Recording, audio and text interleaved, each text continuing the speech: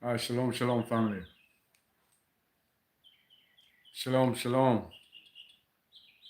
And welcome to Just the Word. Kabod here with you. Um,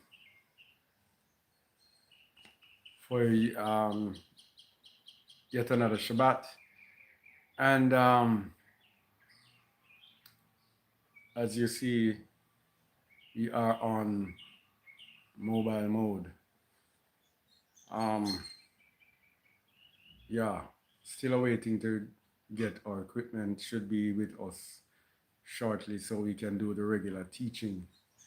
But never had anything this morning, and the thought came to my mind to speak about what I am going to speak about.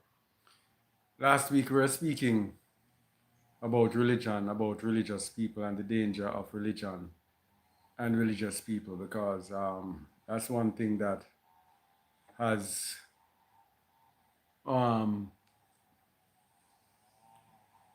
has come up before the Most High as one of the most important things for us to um, for me to for us to look at in this time, having been one who has gone through religion. And the Most High has shown me, brought me through it, allowed me to go through it, I should say, and allowed me to go through it so that I could learn and so that I could now come and speak to others so that they do not make the same errors that I actually made. And it has opened up my eyes so much.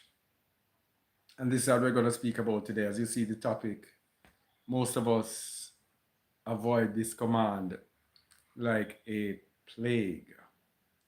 Like a plague. Almost all of us avoid this command like a plague. You see, when we speak about religion, we are speaking about something that justifies us, that makes us believe that where we are, what we're doing, that justifies us before the Most High, and we're good doing that. What it does, it actually shortchanges us when it comes to the Most High. We have to um, avoid some commands, avoid some things in order to be where we are or where we actually do want to be. Now, before I go into this, the Most High, I was having a conversation earlier. Man, it's good. I was having a conversation earlier with a brother, and I was speaking to him about what the Most High was showing me about religion, about, you know, about where we need to be, and the fact that we, the gathering of his people is going to be shifted into high gear, and that to gather his people, we cannot hold ourselves in any high religious esteem. We have to go down to, I should say, their level in righteousness to pull them out of where they are. We have to be lights to them. As Hamashiach had said, you are the light of the world. We now have to be the light of the world. And the light of the world, when he was here, Hamashiach, when he was here, he was not super religious. As a matter of fact, and he gave us, and he's here to give us examples. He gave us examples of being accused of being a wine bibber. He was accused of being with sinners. In the books of the Nazarene, one of the Pharisees asked him, how can we take you seriously? And you are in company of sinners and publicans. So he was criticized for being with sinners, and he told them that he came to bring the sinners to righteousness. The righteous are okay. he is come to bring the sinners to righteousness. And so that is the phase that we are in at this time, to bring sinners to righteousness. And to bring sinners to righteousness, we cannot be self-righteous, self-justified. We cannot come off as being overly religious. We have to go down to their level. We have to love them where they are, to bring them out from where they are to where they actually do need to be. And shalom, shalom, shalom. Let me see who's online. SCP 5757. Colin Tyrone. Shabbat shalom. Leslie-Ann, Shabbat shalom. Joshua Riggs, Shabbat shalom. David Bodagelo, Shabbat shalom. Bernadette Fox, Shabbat shalom. Remnant Child, Shabbat shalom. All praises to the Most High. All praises to his name, Remnant Child. Jackson Wall says it's hard to find the truth. Yaziel said, Aki look fresh. Yazzie, remember I told you, the soldier. Remember I told you the soldier come out of the war. Yeah, that's it. Healing out of the war. Yeah. So, as I was telling you now, we avoid this like the plague.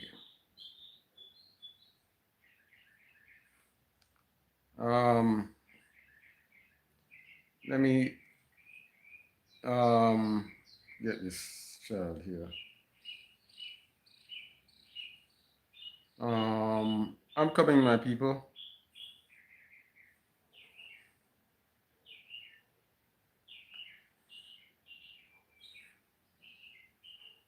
Yeah, we avoid this like the plague.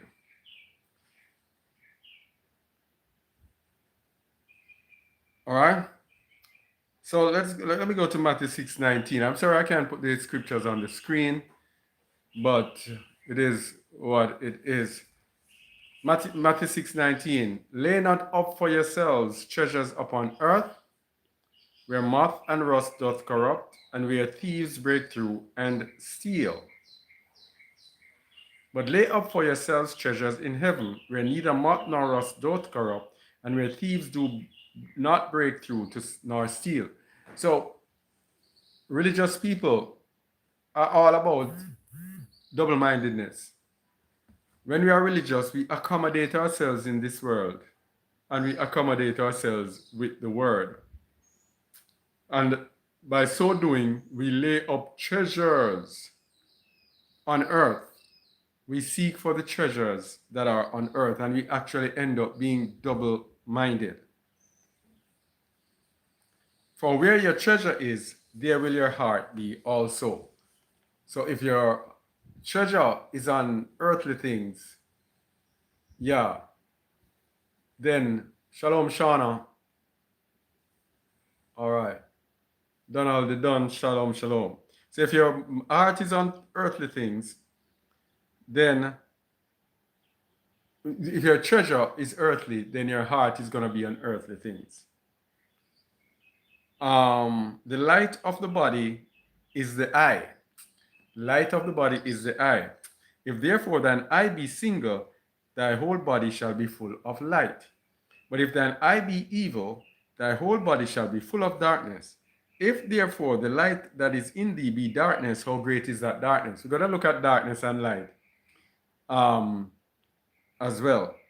So if our eye is single, that means if our eye is fixed, if we are single-minded, then we will not think evil. As long as we are not single-minded, as long as we are focused on earthly things, then we are going to be evil. No two ways about it. Double-minded man is unstable in all his ways. So we have to be single-mindedly fixed on the ways of the Most High. And then we accommodate everything in this world, but not of the world. Then um, we accommodate other things. No man can serve two masters, for either he will hate the one and love the other, or else he will hold to the one and despise the other. You cannot serve the Most High and mammon. You cannot serve the Most High and wealth. So we cannot be preoccupied with wealth creation in this world and actually truly serve the Most High. So what we're going to show you, the command that we ignore like a plague, it is all a result of not denying ourselves. Not denying ourselves. Matthew 16:24. Then said Emmanuel unto his disciples, if any man will come after me, let him deny himself and take up his stake and follow me. What has happened to us, as we have taught so many times, is that we haven't really denied ourselves. We haven't really denied ourselves. We come and we try to present every single way to have denied ourselves. I remember when we said we fled out of Babylon. And my experience was looking at people and looking at myself and said, but we haven't really denied ourselves. We justify ourselves that we have done something that some people might not have the heart to do. But then in the end, when you really look in the intricacies, you haven't really denied yourselves. And so what do? We put on an appearance that we have denied ourselves. And people will think that, hey, these persons have denied themselves, but they have not. Because to truly deny oneself, it is to make ourselves a living sacrifice. A living sacrifice means every single step of the way is a sacrifice. Every movement is a sacrifice. Every single occurrence. But what do we find with ourselves? We make a sacrifice here. Then when something else comes up, we start to grumble. And we will be okay here. And we'll show faith here. And then something comes up and then we start to grumble. And we start to fuss and we start to complain. We have not really truly denied ourselves. We denied parts. Because everyone can have some form of thing that they deny. You have some people in the world, they go on fasting. Fasting for what? For weight loss. And they will starve themselves because they want to lose that weight. Yes, they have denied themselves. But for what? For carnal things. We have to deny ourselves totally for spiritual things. So we have to deny the carnal in order for us to be exalted in the spiritual. But most of us do not. No matter how much you say you have denied yourself, check yourself, you really realize you have a limit. That has been my experience. We put limits on the Most High. We put limits on ourselves. We do not truly deny ourselves. And because of that, our eye is not single. Because our eyes are not fixed and focused on Emmanuel. Right, we focus on him for a minute and then we go off onto something else. And because of that, our eye cannot be single. Therefore, we are not full of light. And who is the light of the world? Emmanuel. So we are not full of Emmanuel. Because we have not truly denied ourselves. Not. I can tell you that. As long as you have a limit on something, and some people complain. And sometimes you are exercising faith, and people will come, complain. We haven't denied ourselves. And we ourselves We will deny ourselves to a certain point, and then when another challenge comes, up, we forget everything. Everything about suffering, about everything. We just don't want to suffer. Which is a Mashiach said, pick up his stake and follow me. Verse 25 says, for whosoever shall save his life shall lose it. And whosoever will lose his life for my sake shall find it. For what is a man profited if he shall gain the whole world and lose his own soul? Or what shall a man give in exchange for his soul? These are us, those of us who are religious. And you'll hear me talk a lot about religiosity. I'm telling you, it is so profound. Religion, it is so profound. And this comes from our Christian upbringing.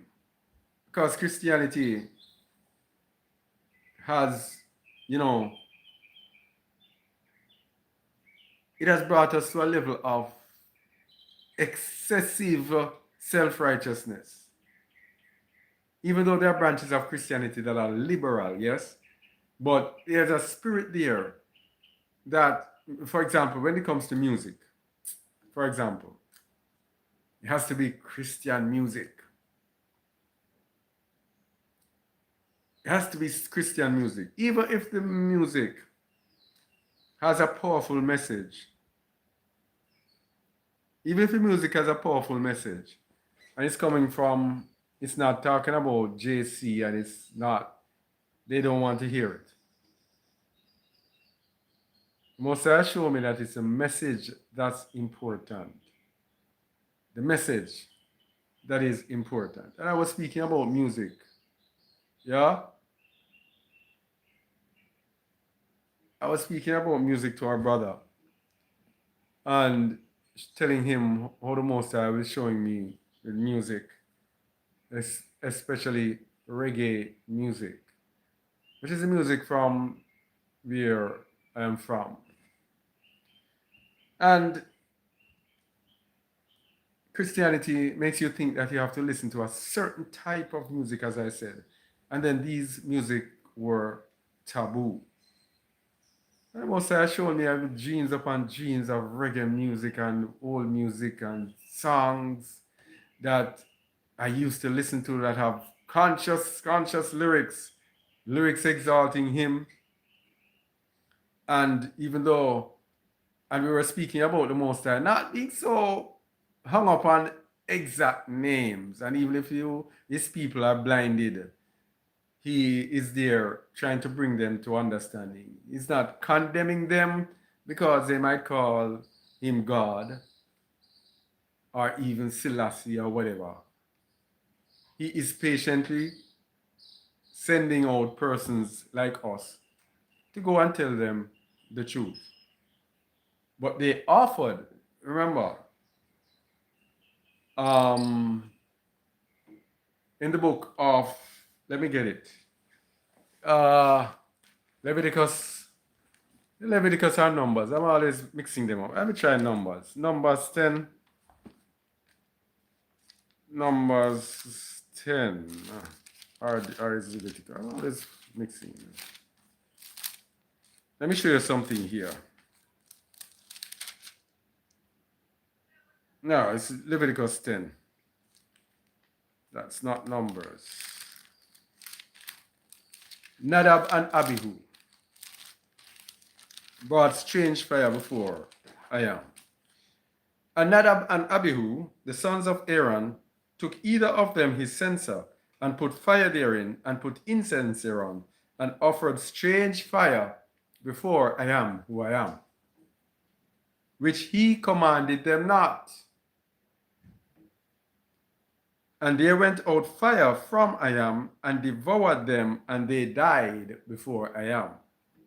So they offered strange fire. He gave them instructions. They did the wrong instructions. All right? These are priests. Then what did the Most High do with the strange fire that they brought? Let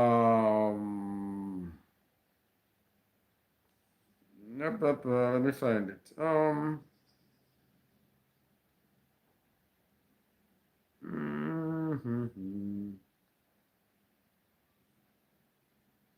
Where is it? Uh,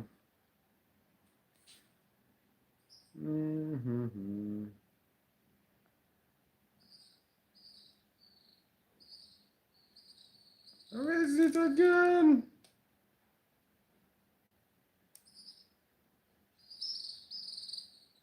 No, man. Yes. Yeah. Verse 12. And Moses spake unto Aaron.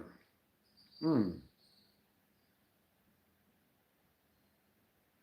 Moses spake unto Aaron and unto Eleazar and unto Ithamar his sons that were left, take the meat offering that remaineth of the offerings of I am made by fire, and eat it without leaven beside the altar, for it is most holy. And ye shall eat it in the holy place, because it is thy due and thy son's due of the sacrifices of I am made by fire. So I am commanded. Here's a principle. It is offered unto the Most High. Yeah? It is offered unto the Most High. Therefore, it is holy. Because they, in their ignorance, offered it up to the Most High. So, the Rastaman that is singing, he offered up strange fire unto the Most High.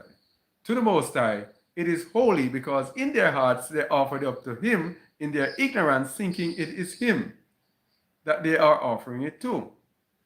Yes? So even though the offering may be in unrighteousness, the Most High still honors the offering.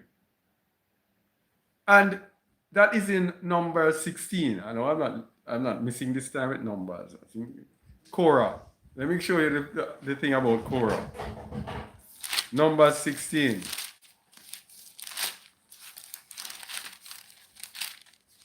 I don't know how I got here, but let's go with the flow. Number 16. Now Korah, the sons of Issachar, the son of Kohath, the son of Levi, verse 1, and Dathan and Abiram, the sons of Eliab, and On, the son of Peleth, sons of Reuben, took men, and they rose up before Moses with certain of the children of Yasharal, 250 princes of the assembly, famous in the congregation, men of renown.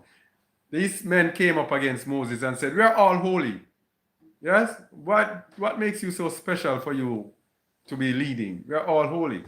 So the Most High says, all of you take your censers and come before. Moses, through Moses, he said, take your censers and come before. And we are going to see who is holy, who the Most High exalts. And the Most High sent out fire to devour them. All right?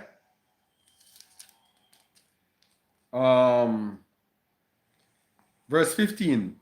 When they came against Moses, and Moses was very wroth, and said unto I am, respect not thou their offering. I have not taken one ass from them, neither have I hurt one of them. And Moses said unto Korah, be thou and all thy company before I am, thou and they and Aaron, tomorrow, and take every man his censer, and put incense in them, and bring ye before I am, every man his censer, 250 censers, thou also, and Aaron, each of you, his censer. And they took every man his censer, and put fire in them, and laid incense thereon, and stood in the door of the tabernacle of the congregation with Moses and Aaron. And Korah gathered all the congregation against them unto the door of the tabernacle of the congregation, and the splendor of I am appeared unto the congregation. Now, what happened after?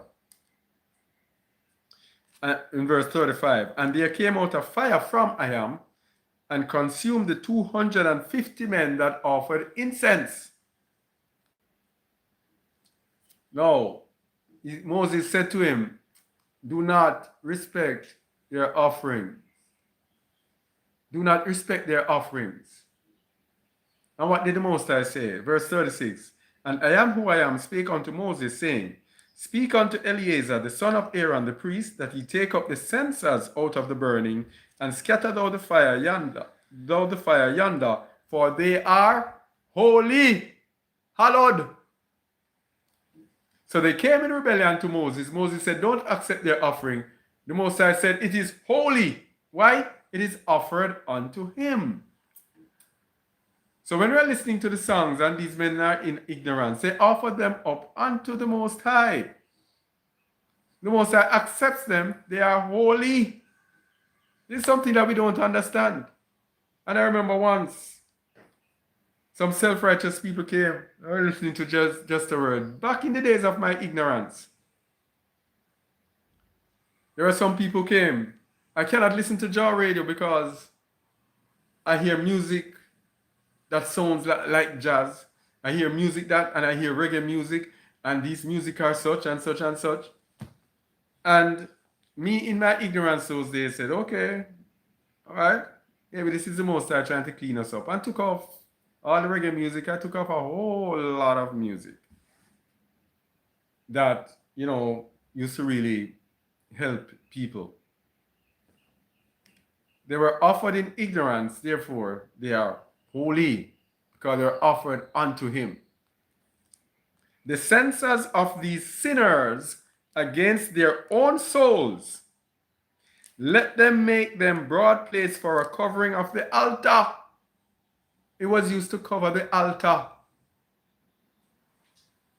That's how powerful it was. The censers of these sinners against their own souls, let them make them broad place for a covering of the altar, for they offered them before I am. Therefore they are hallowed, and they shall be a sign unto the children of Yasharal. You see it? They were sinners, but they were offered with the mindset that this is going to the Most High. Now remember, we were in ignorance and still are in ignorance. I still do not believe that we know the name of the Most High. I still do not believe we truly know the name of the Most High. But they were in deeper ignorance at that time, but they offered it unto the Most High. Therefore, it is hallowed, it is kadosh, it is holy. And he used these plates as an example to the children of Yasharal. So these songs, I remember, because in Jamaica, the Rastafarians, they go to Psalm 68 verse 4, and they call the Most High Jah, J-A-H, literally. So in the reggae songs, you hear them say Jah or Jaja. Now, what are we going to do now? Say that they are in error, so we're not going to use Jah or we're not going to use Jaja. When you go to Africa, and in every single language, it seems, the Most High has a different name. In Southern Africa, he has so many different names. They use the descriptions as his names. Yeah? No, we are going to say, no, that name is not correct. That name in a song is not correct. I remember getting a dream about me teaching some people. And when they look, these were ordinary people that I know who never even had any interest in the Most High. And an old record player was there in the room. And I went to put on the record. And the song that was playing was an old favorite of mine from the 70s, a Jamaican song. Jaja give us life to live, so let us live. That was the message for me. Come out of religion. Jaja give us life to live, so let us live. Don't feel no way when I man say the light of the night and the morning sun. Yeah, that song there by the Wailing Souls. Check out that song. That's the song that he gave me. Yeah? Yes, remnant child. Same in West Africa. Many names for the Father, mostly describing her attributes. Yeah. And he has been showing me reggae music. That's a very special music. That sound, that reggae music, that's very special music to the Most High. Trust me on that one. With the dreams that I've been getting. Anyway, um, to me, as I said, only Yah was revealed to me in a dream. Oh, that is yours. I prefer the I prefer I am who I am because you see, in the end times we're using names for religion. Let me just say something here. Speaking about names. You see, with the name Yahuwah, as I've been saying in my last week about religion, it is like when somebody says Yahuwah, bam, they fall into religion. We start going to picking up from other people. Don't do this, do that, do that. You know, this and this is that, and you must this and that and that, and we just fall into routine religion. So the Most High said to us, "I am who I am." What is the Most High saying in the end times? He's saying in the end time, no religion, not even a literal name, just righteousness. That's it. The Most High is interested in the heart, as I said last week. So he's saying, don't worry about any exact pronunciation of my name. Don't worry about that. What you need to worry about, because with me, using Yahuwah, and then the Most High showing me time and time again, this error, this sin, this error, this sin. What did it profit me? Calling Yahuwah and going around, his name is Yahuwah. It did not profit me. Because the Most High was showing deficiency after deficiency. Yes, you know the name, but what deficiencies? And there will be people who don't know the name and they don't have those deficiencies. Of course, everybody has their own deficiencies. And they don't have those deficiencies. So when he says, I am who I am, it all makes sense. It all makes sense. Stop focusing on me and setting up a culture of religion around me and focus on who I am, what I represent, and focus on being that, on walking in that. That is what's most important. Anyway. Yeah. All right. Let me just kind of want to keep track with yeah, was revealed to me. Yeah. He doesn't want us to profane his name, so we have to reach out to a little place. Jamrock is a special place. I'm telling you, this Jamaica, very special place. Not because I was born there or that's my homeland, captivity homeland, but it's a very special place.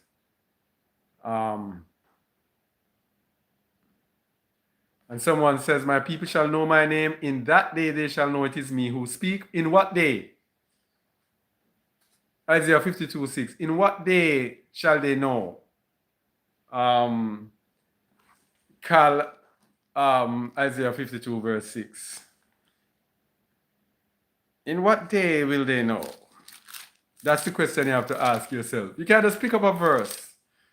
Cal H4H. You can't just pick up a verse and just throw it out like that. You have to have the understanding of it. Isaiah 52 verse 6.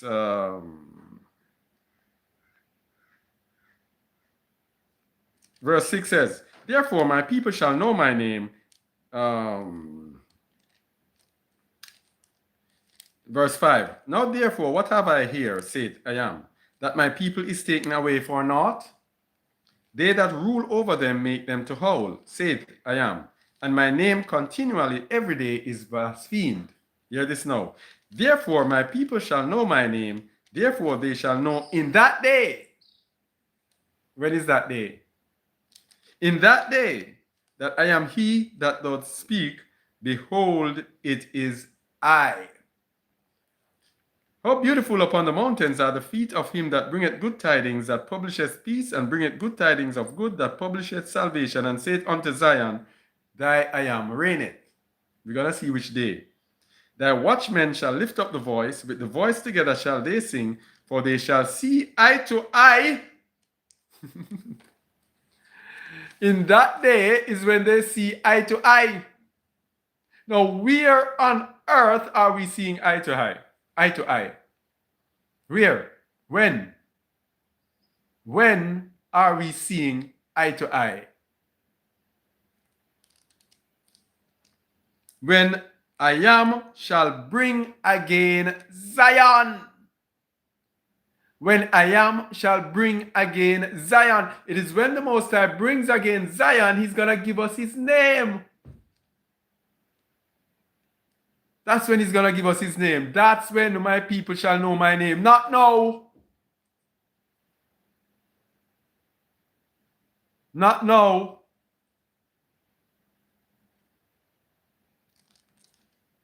Break forth into joy. Sing together, ye waste places of Jerusalem. For I am who I am hath comforted his people. He hath redeemed Jerusalem. He hath, which means he has redeemed. It's when he has redeemed Jerusalem, that's when his people shall know his name. Not now. I am who I am hath made bare his holy arm in the eyes of all the nations, and all the ends of the earth shall see the salvation of our I am. It is when the whole world sees his salvation, that's when we are going to know his name. When has that happened? When? So you cannot just pick up, Cal. You cannot just pick up verses. You have to have the understanding. All right?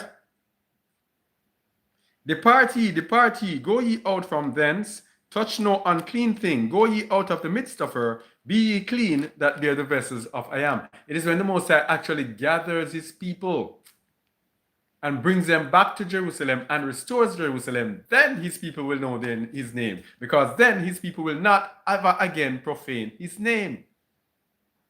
That's why he hasn't given it to us. If he has given it to us now, we would profane it. For ye shall not go out with haste, nor go by flight, for I am who I am will go before you, and the Elohim of Yasharal will be your reward. That's when it will happen. Big things will happen. The whole world see the salvation, a whole big thing, and he restores Zion, and Jerusalem is lifted up. Then my people shall know my name. All right? All praises to the Most High. You know that I haven't even started. Oops. I haven't even started. But that's how the Ruach works. All right.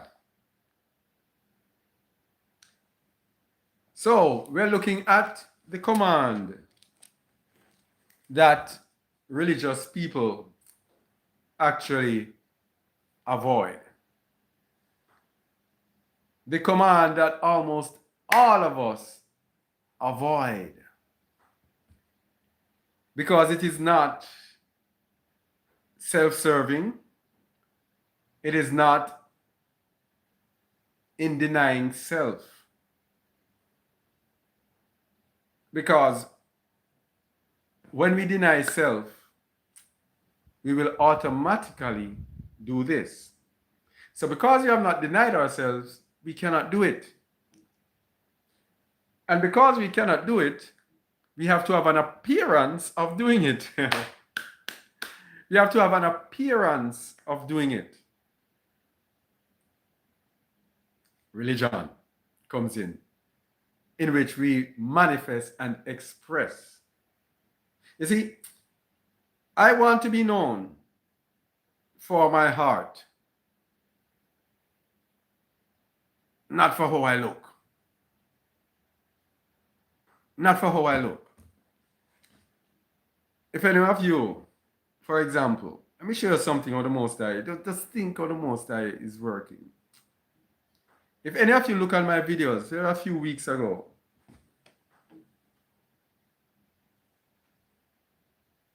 and look at my appearance in the videos,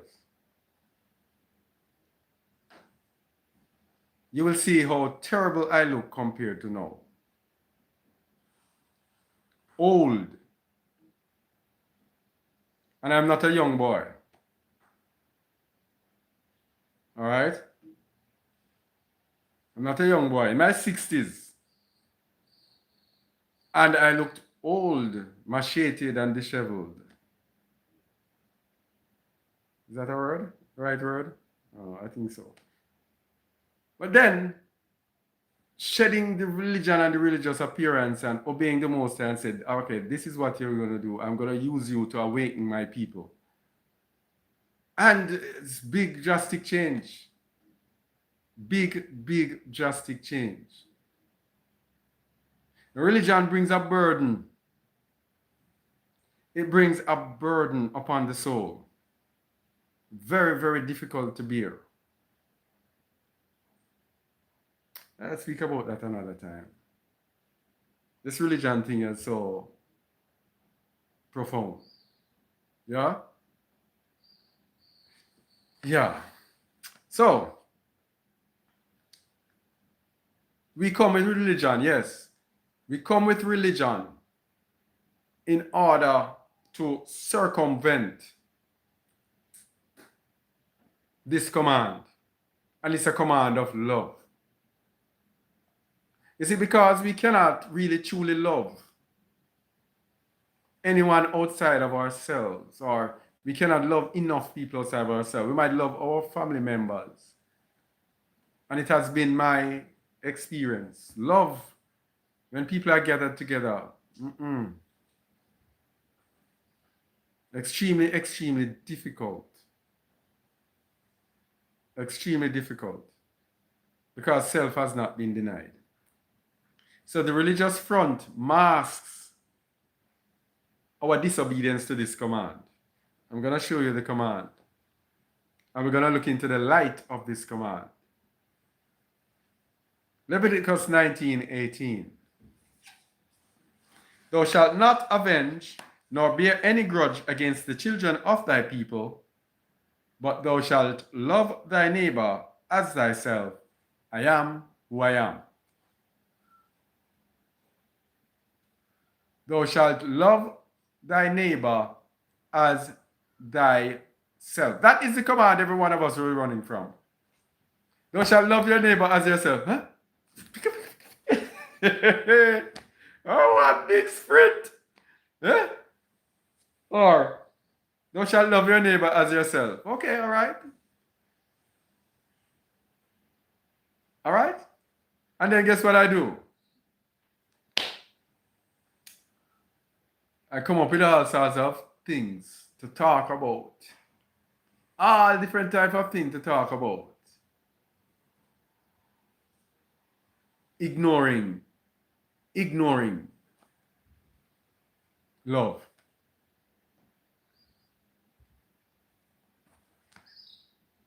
Thou shalt not avenge, nor bear any grudge against the children of thy people. So no matter what you do to me, I must not bear, if I bear a grudge against you for what you have done to me, then I am in sin. If you bear a grudge against me for what I've done, you bear. If you bear a grudge for any person of your people, yes? Hey, shalom, Verona. Shalom, Mikhail. Yeah. Yeah. So if you bear a grudge against any one among your people, then you have sinned. Or if you try to avenge. How many of us do this as believers? How many of us do not have a clean heart? The way into Zion is love. No matter what they say, no matter what you say, no matter what, it's love. No. The loving neighbor as self. The loving neighbor as self, yeah? It's the hardest commandment to do.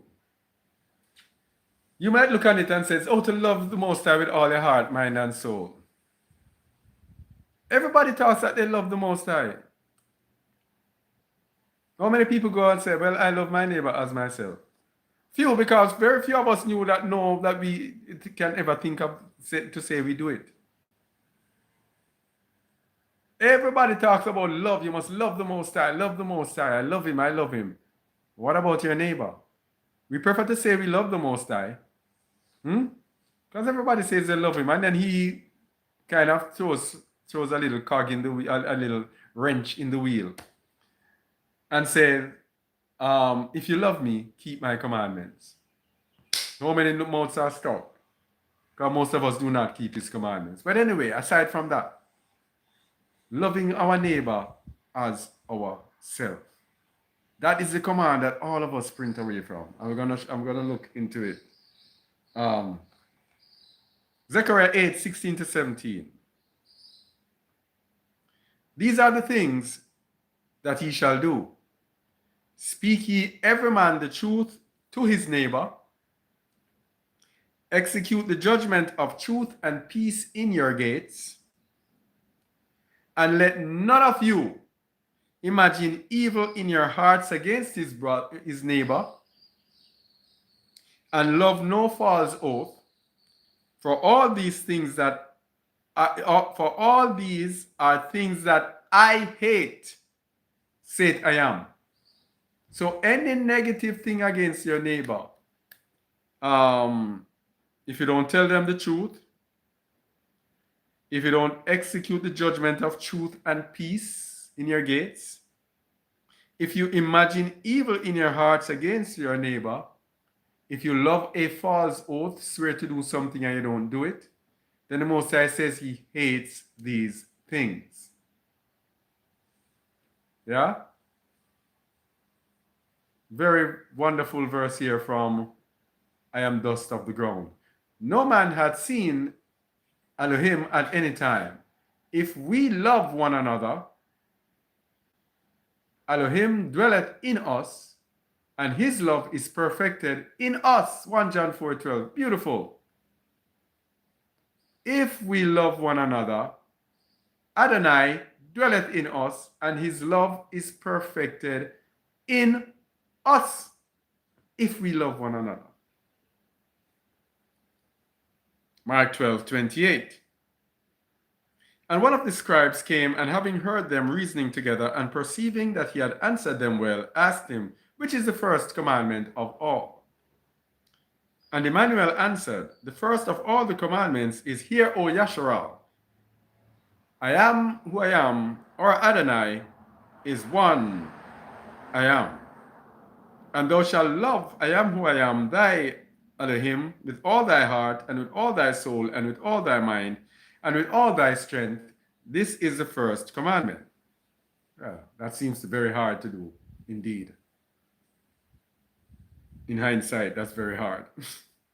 And the second is namely this, thou shalt love thy neighbor as thyself. There is none other commandment greater than these. Now, imagine loving your neighbor as yourself. It is having this neighbor beside you and said, all right, whatever I want for myself, I have to want for my neighbor as well. Whatever I don't want for myself, I don't want for my neighbor as well.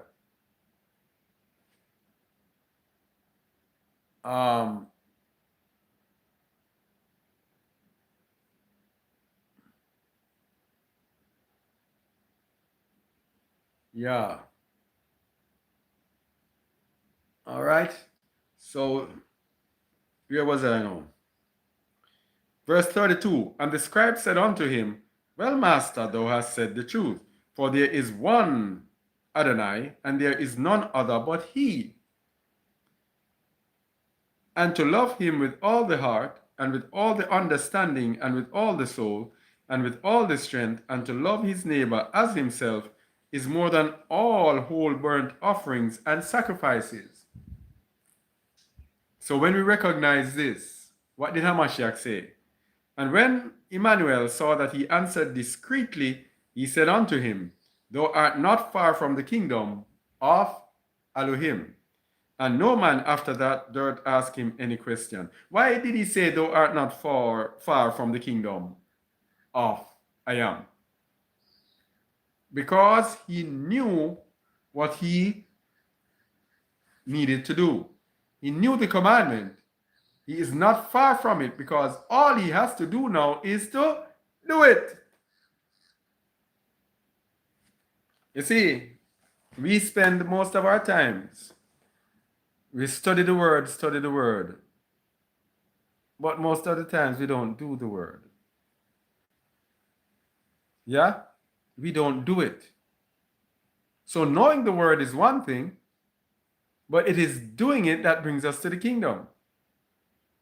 My people are destroyed for lack of knowledge because you seek not knowledge. So if you get knowledge, then you cannot be, you have the opportunity to not be destroyed. But if you do not take that knowledge and add wisdom and understanding to it and obedience, then you cannot attain unto the kingdom. This is not university. This is not high school. This is not college, middle school, basic school, whatever you call it, nursery. It is doing what you learn that brings you to the kingdom. So when it says love your neighbor as yourself, I can be here speaking about different ways of loving my neighbor. If the neighbor is hungry, you give him this, I can speak about it. But if I don't do it, the kingdom is not mine. So I have to walk the walk and talk the talk. No, I have to talk the talk and walk the walk. So you talk first and then you walk. So I have to be doing that in order for the kingdom to be nigh unto me.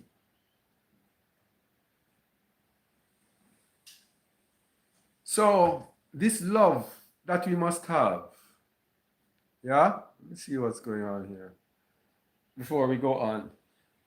Because we believe them, we put our trust in the words of thy mouth. Therefore, hate all false oaths, manipulations, and deceptions. All right? You forget the most important of all. It is not loving others, no love God, but put no graven image in your heart and bow. Graven is death, and death is upon all your altars. Idols are abominations, they are only death, they only deliver death. When you are in disobedient, indeed, idolatry comes in. Because that is where denying self comes in. When you deny yourself, then you will not be in idolatry. Idolatry comes from self-desires, a connection of self with materialism. When you deny yourself, you sever yourself from materialism. Therefore, idolatry can depart from you. So, when you deny self, it is an acceptance that there is nothing really that you deserve except what? Except what? With food and raiment, be there with content.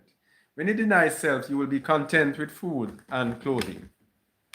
Sorry, let me take out this thing. Yeah, when you deny self, you will be content. You will be content with food and clothing. And being content with food and clothing, there is no place there for idolatry. So yes, if you don't love your neighbor as yourself, you are very, very close to idolatry. Easily close to idolatry. All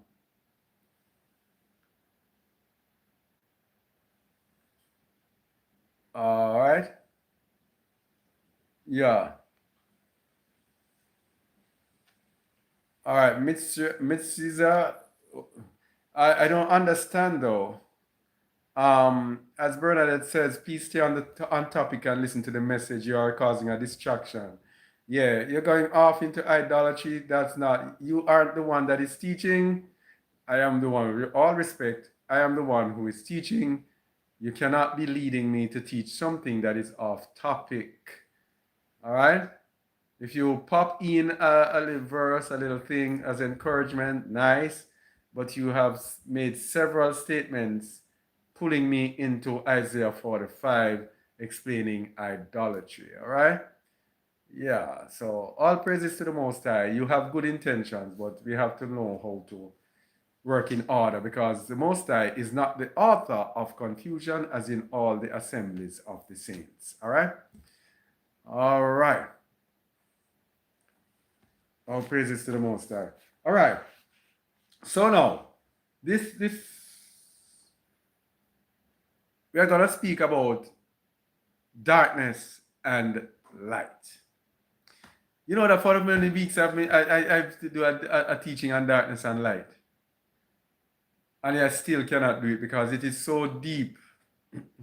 I would need to have it illustrated. But I think I'll touch on it today, hopefully by next week.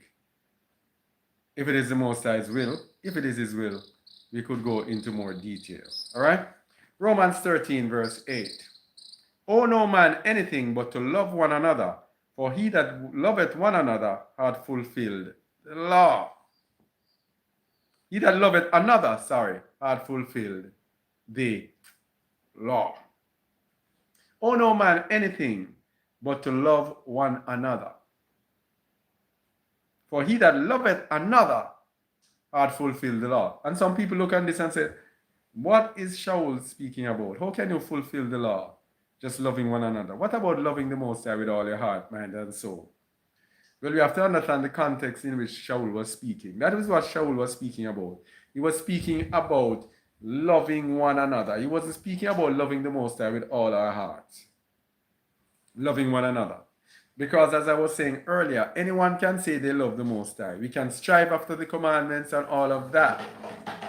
But it is loving our neighbor in which we are truly perfected. That's where we are truly perfected. Because you have many of us. I don't want to listen to any man. I don't want to be gathered with anyone. Many of us, we are not into fellowship. We want to go on our own, and we will go and we fish here and we fish there. Unless you actually manifest loving one another, you cannot be perfected. You cannot be perfected alone. You cannot be perfected alone. You alone cannot be perfected. You have to come to the challenge. You have to come to the challenge of overcoming others. The other day I was speaking with someone, and I was telling him, you have to learn to love one another. Because this person has been bitten by people, and the person took themselves away from people. And then when he was in need, there was nobody there. Because when he was okay, he took himself away from people. And I told him that people are terrible, but you cannot let, because you have terrible experiences, it keeps you totally isolated from other people and keeps you being condescending to other people, looking down on other people, and not having anything to do with them. Because I told him that there are people out there for you. There are people out there who will love you and care for you and truly be sincere with you, with a sincere love. The Most High has these people out there for everyone. But we have to weed through the good and the bad. We have to go through many people and we look at that and say, oh, this one is so, no, I can't be close to this one. Oh, this one, I can be close but not too close. This one, I have to stay far from this one. I have to, and one day, one time you will find those who you can truly have within your space. Yeah? You have to learn to love. And you have to learn to tolerate people. Yeah? Yeah. Emmanuel did not show favoritism, family. Friend or foe, he loved everyone. He loved everyone, but he did not love everyone equally. Yeah? It is something that might sound funny. The Bible tells us about the disciple whom Emmanuel loved. John was his special disciple. Yeah? And the others knew that he had a special love for John. Just like Jacob, Esau, the mother loved Jacob, the father loved Esau. Yeah? The Bible does not say there's anything wrong against it. The only thing is when it's time to execute judgment now, it has to be equal. So even though he loved John, if John did something wrong, he had to reprimand him just as how he reprimanded anyone else. That's the difference. That's where there's no favoritism. So there can be love for one over the other, but no favoritism. Everyone has to be treated equally. Anyway, that's something else. And likewise, the Most High. Let me go to Deuteronomy 7:6 to show that it began with the Most High. All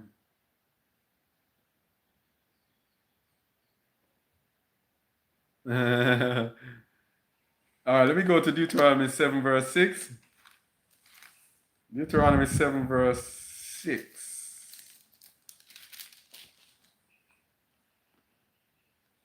For thou art an holy people unto I am who I am, thy Adonai. I am who I am, thy Adonai, hath chosen thee to be a special people unto himself above all people that are upon the face of the earth. I am who I am did not set his love upon you, nor choose you because you were more in number than any people, for you were the fewest of all people. But because I am who I am loved you, and because he would keep the oath which he had sworn unto your fathers, that I am who I am brought you out with a mighty hand and redeemed you out of the house of bondmen from the land of Pharaoh, king of Egypt. So the Most High started with that. He created all men, but he set apart a people and says, I'm going to love these people. All right? But he will tell you that he's not a respecter of persons. And he treats Yasharal even more harshly than the other nations. The other nations are out there doing their sin and doing all their foolishness. But let Yasharal sin. As it says in what? Malachi 3:6? You alone have I known in all the families of the earth. Therefore, I will punish you for your iniquity. So, because, what is it? Malachi. So because he has a love for these people. No man, that's not it. It's Amos. Is it Amos 3:6? Amos 3:6. Let me see if I can find it. I need to get this thing. Amos 3:6. No man. 3:1. Hear this word that I am who I am hath spoken against you, O children of Yasharal, against the whole family which I brought up from the land of Mitzrayim, saying, you only have I known of all the families of the earth. Therefore, I will punish you for all your iniquities. So because he has set his love on these people, he says, I will punish you. Yeah? I will punish you, because you I have known. So this is the thing now. Those who, if there is a special love for one, that special love cannot make us show preference in judgment, respect of persons. That person has to be treated just like everyone else when it comes to judgment. Okay? Anyway, light and darkness. Romans 3:8. Owe no man anything but to love one another, for he that loveth another hath fulfilled the law. For this, thou shalt not commit adultery. Now, what he's saying now is the part of the Ten Commandments that has to deal with, the part of the Ten Commandments that has to deal with loving our neighbors as ourselves. He did not deal with the first part about idolatry, about calling the Most High's name in vain, and about the Sabbath,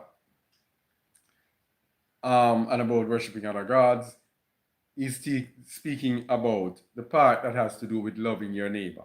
For this, thou shalt not commit adultery, thou shalt not kill, thou shalt not steal, thou shalt not bear false witness, thou shalt not covet, and if there be any other commandment, it is briefly comprehended in this saying, namely, thou shalt love thy neighbor as thyself.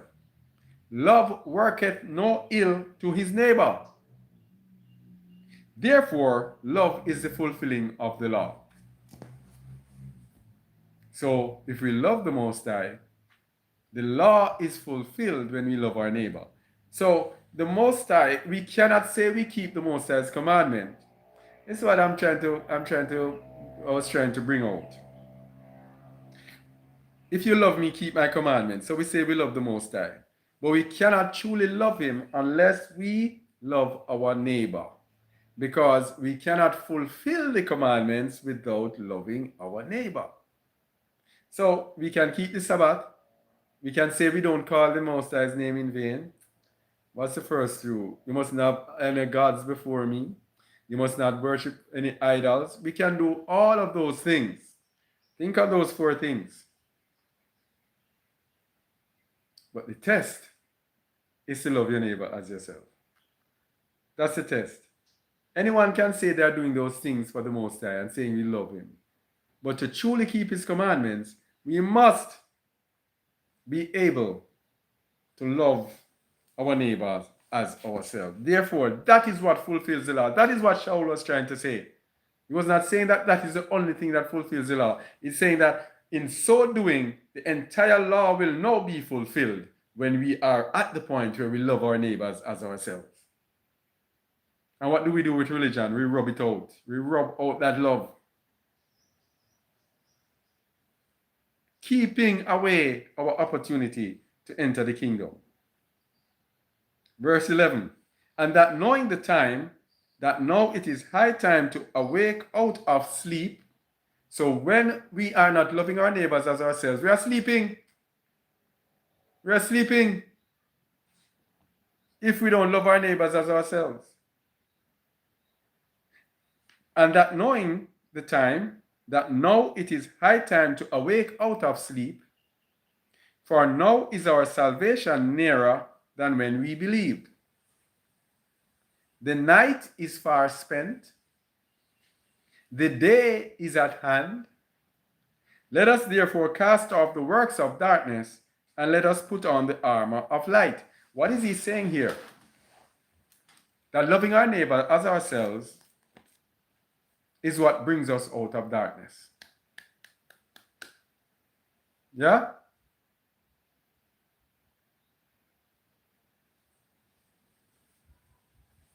Everyone.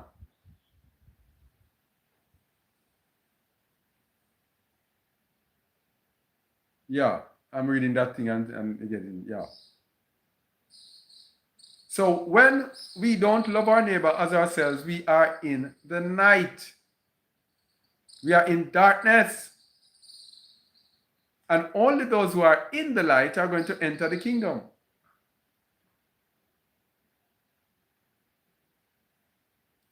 Let us walk honestly as in the day, not in rioting and drunkenness, not in chambering and wantonness, not in strife and envying.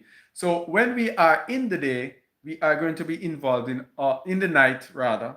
When we are in the night, we're going to be involved in all different sorts of sins. Because we have to put on Emmanuel. And when it says put on Emmanuel, we have to know, let ourselves be led like him, walking like him, imitating him through our choice to live in righteousness. Verse 14, but put ye on the Master, Emmanuel, Messiah, and make not provision for the flesh to fulfill the lust thereof. So when the flesh is there, we are not going to be able to walk in the light. When the flesh is there, we are not going to be able to love our neighbors as ourselves. Can't. If we don't deny this, we cannot love our neighbors as ourselves. Cannot. Because this is going to be making provision for itself, going to be looking out for itself, going to be looking in instead of looking out. And looking in, going to be selfish, self-centered, self-righteous, self-this, self-that, religious as they come.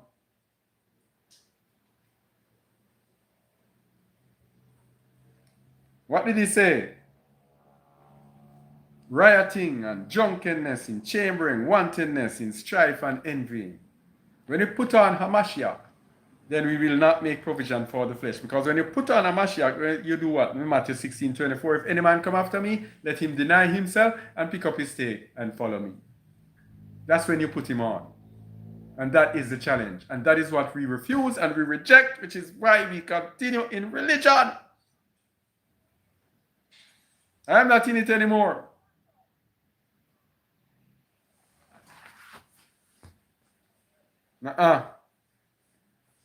I want to see the kingdom. Can't see the kingdom being religious. That's why Hamashiach had it out with the Pharisees. Look at the Pharisees. They justified themselves in what they did. And they ended up wanting to kill him and feel justified. That's what religious people do. They feel justified doing harm and evil to you. We don't want to reach their people. We want there to be love, compassion, and tenderness and mercy between one another. We want to be helping one another. We want to be so concerned with one another's welfare. Yeah. Love brings wisdom, which the mother, Ruach HaKadosh, can dwell in the vessel. That is why we must deny ourselves to have wisdom. It goes hand in hand for Zion. Excellent, Janelle. How are you, my sister? Excellent. So when we have love, then Ruach HaKadosh said, yes, this is the place for me. This is where I want to dwell. So in denying ourselves, we make ourselves a fertile place where Ruach HaKadosh can actually dwell. Yeah? Flesh is our worst enemy to be walking in the light. Yeah, we all want to see the kingdom, Bernadette. Yes, David. So, put on Adonai, Emmanuel, the Messiah, and make not provision for the flesh to fulfill the lust thereof. And guess what, though?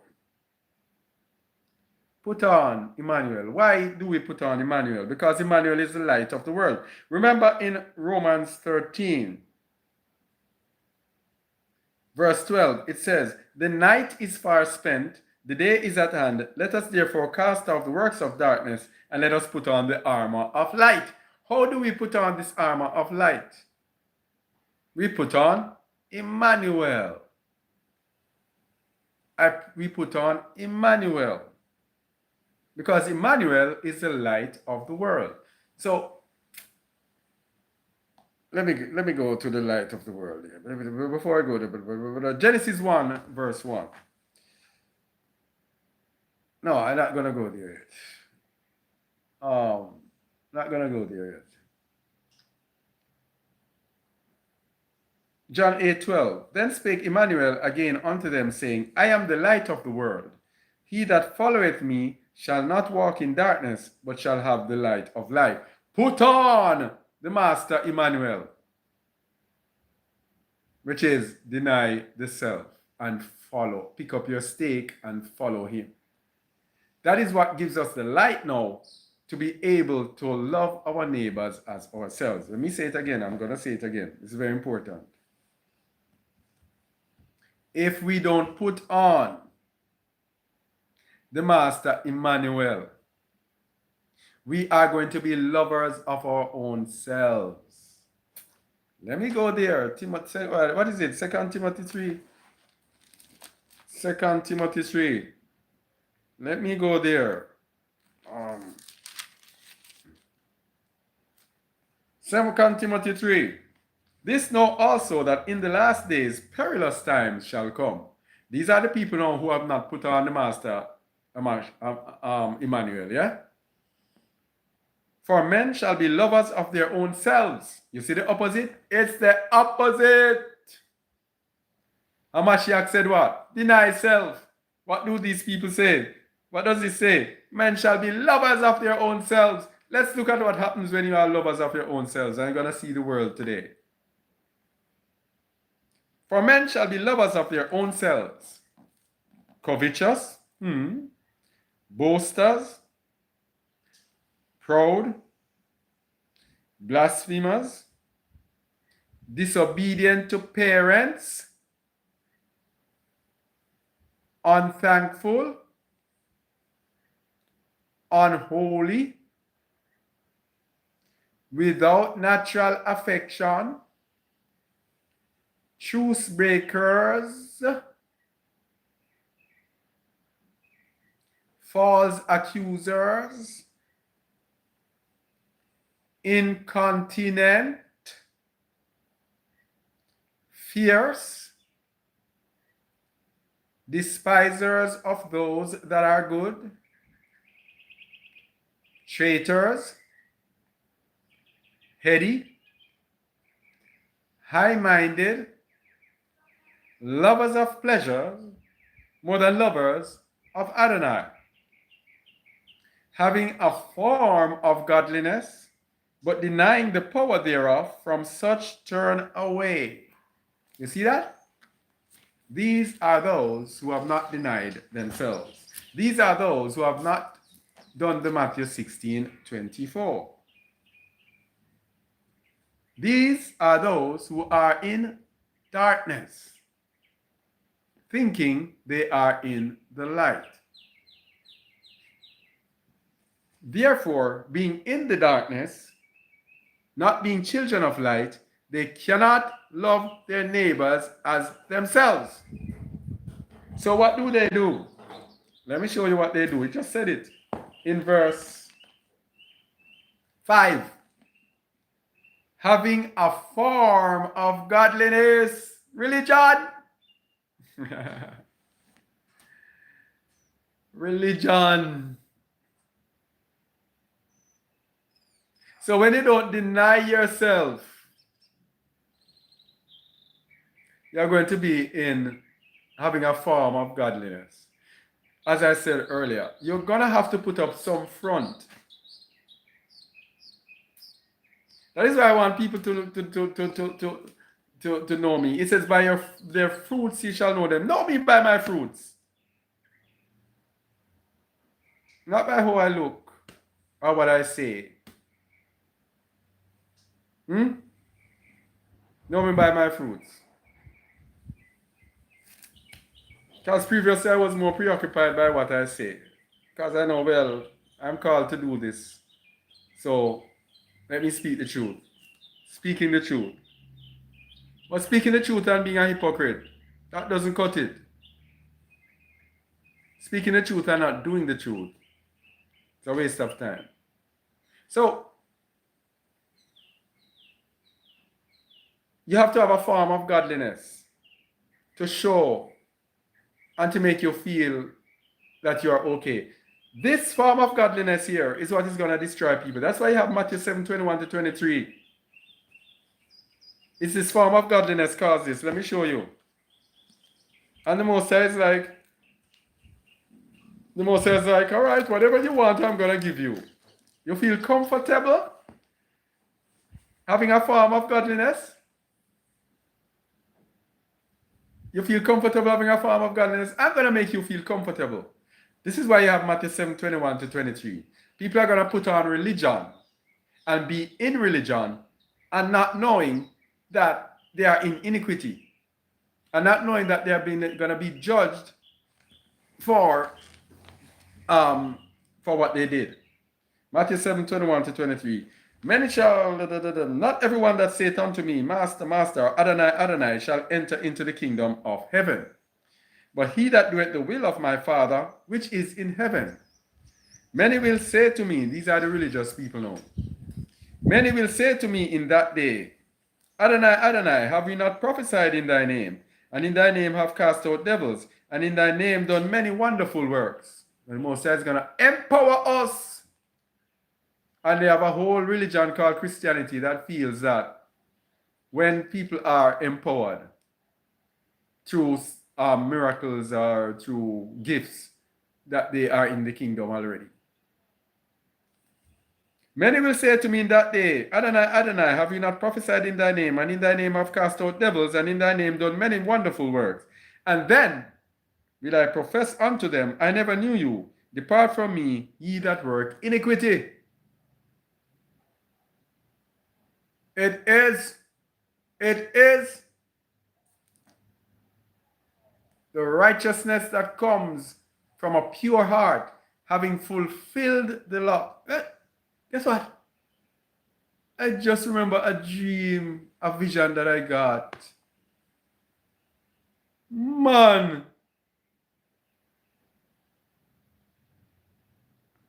I remember. Man, this is a light bulb moment for me. This is a light bulb moment. I'm going to have to go back over this. Can I find it? Can I find it? No, I can't remember it. Because it's very short. I woke up and I heard, fulfill my law. Bam! Is it? Fulfill my law. And I'm just realizing Romans 7. Romans 13:8. Owe no man anything but to love one another, for he that loveth one another hath fulfilled the law. Bam!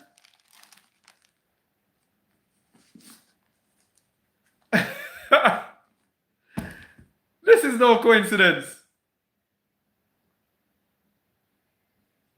So when you hear me preaching, when you hear me come back and you hear me talking about love, I did not deliberately go out to speak it. When was that? Let me find that thingy. Let me find when it was. I'm gonna find it. What date it came? Fulfill my law, April 27th, 2026. What month are we in? April 27th. We are at May, almost 1 month ago. And it says, I woke up hearing, fulfill my law. Yeah. Fulfill my law. Oh, I'm kind of stuck here, people. That's I'm kind of stuck because now I get the full understanding of it. I'm going to read Romans 13 again that we read because I think this is key. I think it is saying that this is key. Oh no man, verse 8. Oh no man anything but to love one another. For he that loveth another hath fulfilled the law. For this, thou shalt not commit adultery, thou shalt not kill, thou shalt not steal, thou shalt not bear false witness, thou shalt not covet. And if there be any other commandment, it is briefly comprehended in this saying, namely, thou shalt love thy neighbor as thyself. Love worketh no ill to his neighbor. Therefore, love is the fulfilling of the law. And that knowing the time, that now it is high time to awake out of sleep, for now is our salvation nearer than when we believed. The night is far spent, the day is at hand. Let us therefore cast off the works of darkness, and let us put on the armor of light. Let us walk honestly as in the day, not in rioting and drunkenness, not in chambering and wantonness, not in strife and envying. But put ye on Adonai Emmanuel Messiah, and make not provision for the flesh to fulfill the lust thereof. What a profound, profound message, confirmation to me, and to you all as well. So Emmanuel is the light of the world. John 8:12, then spake Emmanuel again unto them, saying, I am the light of the world. He that followeth me shall not walk in darkness, but shall have the light of life. So we need the light to have life. The light of life, the light of eternal life. So we are born in darkness, born in sin, shaped in iniquity, with this counterfeiting ruach that is leading us to sin, and the law of sin and death, letting us desire sin so that we are led to sin. We have to now come out of that dark world and go into the light. And how you come out of that darkness into the light is to deny yourself and love your neighbor as yourself. Then the light of life will be in you. Ruach HaKadosh will dwell in you. Hamashiach will dwell in you and lead you into life everlasting.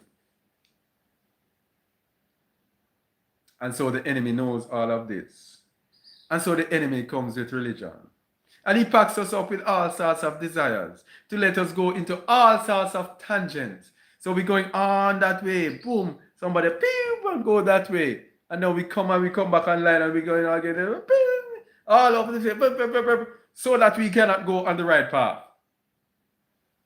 which is the path of love, which is the path of loving our neighbors as ourselves. That is what brings us out of darkness.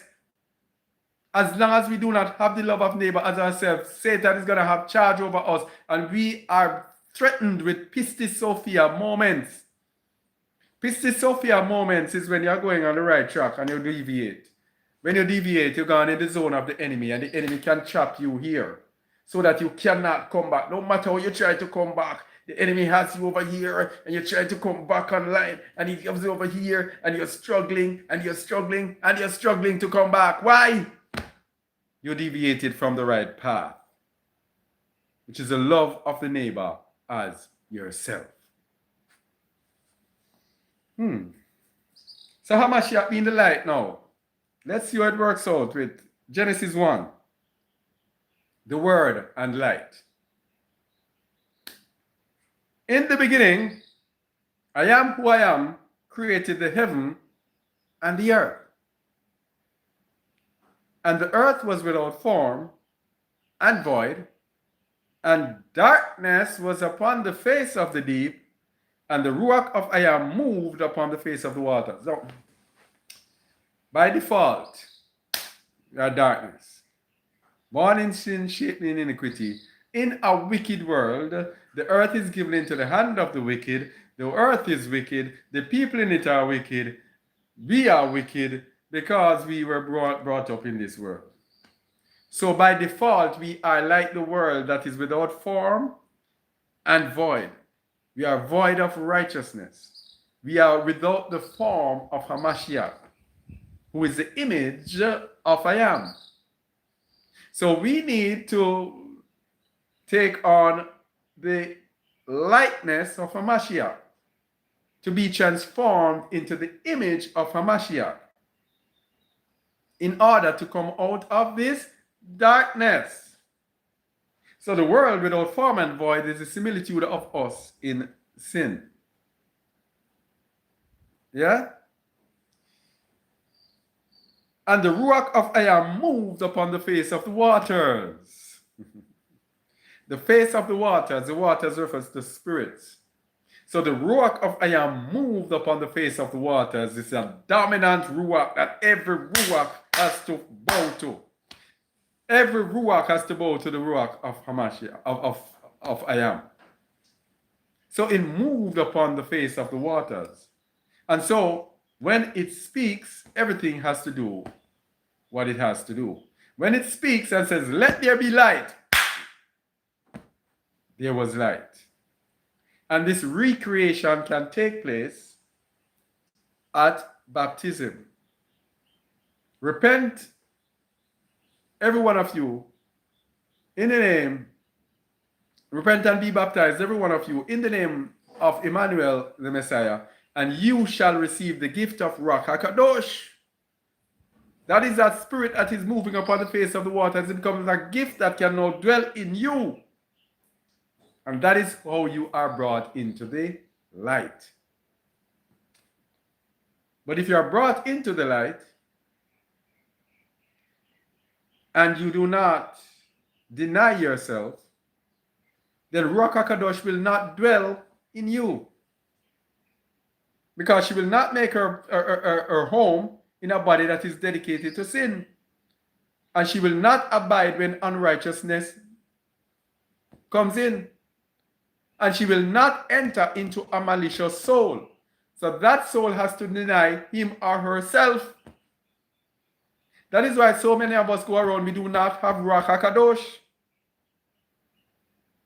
Because the field has not been prepared. Has not.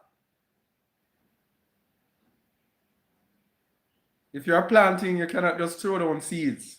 Was it last week I said it? I think it was last week, or was I speaking with someone and saying it? It was last week I said it. I apologize for saying it again. When you're going to plant the land, you cannot just throw the seeds on it. You have to prepare it. So you have to prepare the way for Ruach HaKadosh. This is the most set apart, sensitive Ruach that you can find. Very sensitive. Cast me not away from that presence, and take not that Ruach HaKadosh from me. Easily it will be taken away from us. So we have to prepare the ground. Just like when you are planting, you have to prepare the soil in order to get a rich crop. Yeah. Anyway. So, and the Ruach of I am moved upon the face of the waters. And I am said, let there be light, and there was light. So he can give us the light that is needed to take us out of the darkness. I cannot take myself out of the darkness. I need help. Help. It's the Most High that can take me out of the darkness. His Ruach can hover over the deep and over the waters. Because when he speaks, everyone has to obey. So when he says, let there be light, bam, and there was light.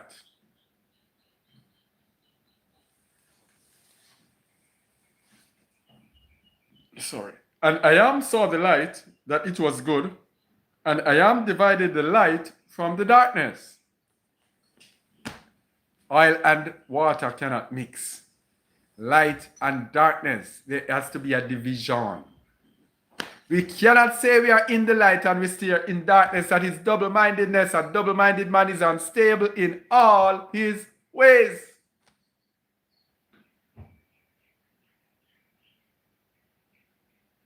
We have to separate the light from the darkness.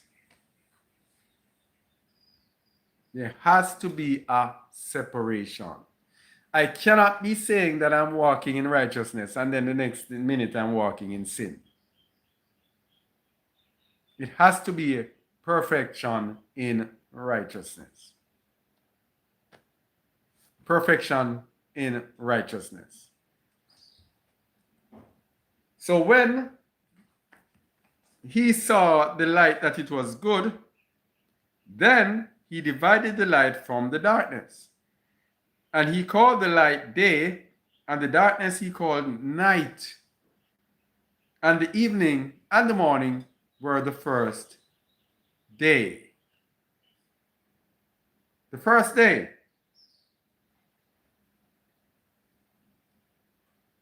Now, the word, it was, in the beginning was the earth was, and the spirit of I am moved upon the face of the waters.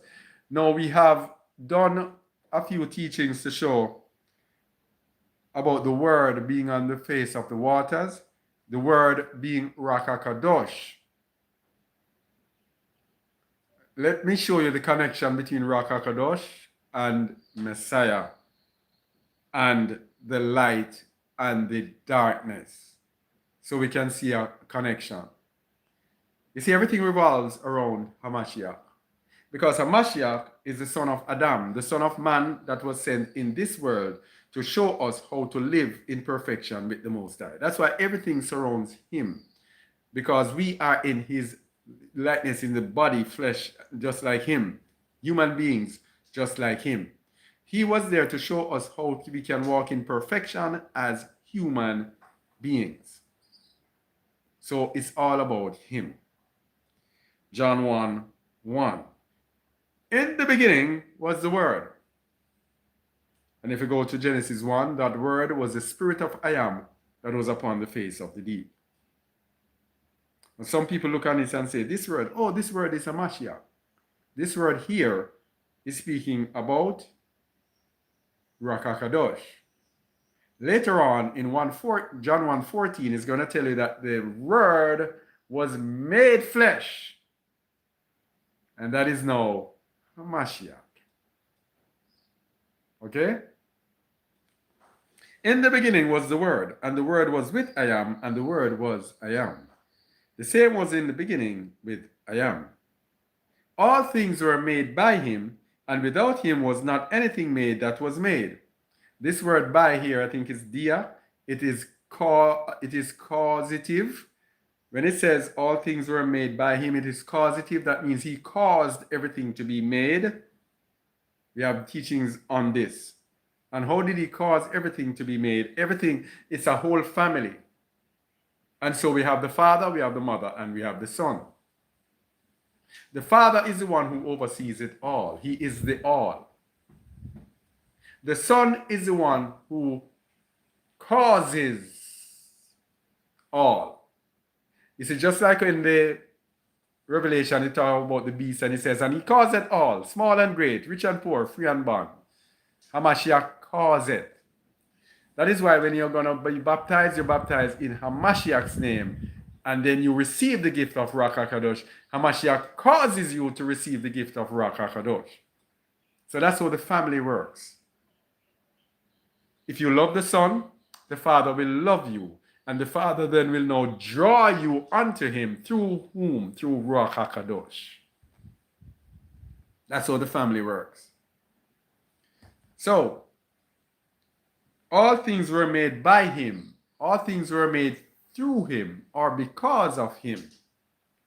Because he's what? The heir who will inherit all things.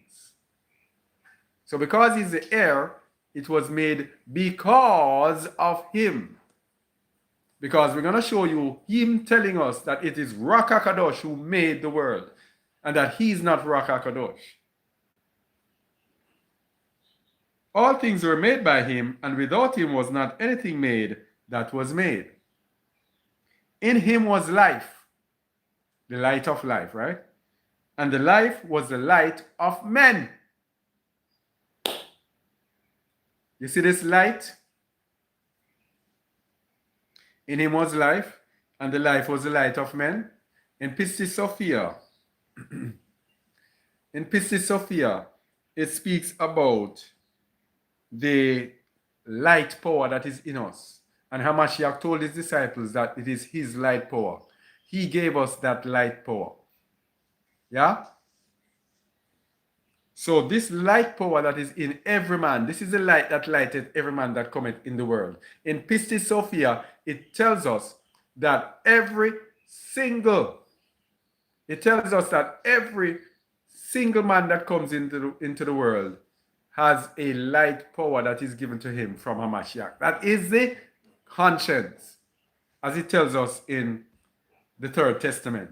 The conscience is that light power that is in us that lights the world, and it can be ignited. Let me tell you something about this light power. We have our conscience. Our conscience can be corrupted, it can be seared, we can have a good conscience. So the light power that is in us, sometimes we sear it, sometimes we corrupt it, sometimes we sear it so much we have no conscience. We do everything unconscionable and we have no regrets in doing evil. Some people will just kill and have no thing, just go and just drink some juice and celebrate killing. But the light power is there. But he put that light power in there so that if we want to access him, we can access his light. And his light will shine in the darkness, in our darkness, igniting that conscience, igniting that light power that is in us. And then that light power in us can just stimulate our spirits and awaken us so that we can overcome our flesh. Yeah? Anyway.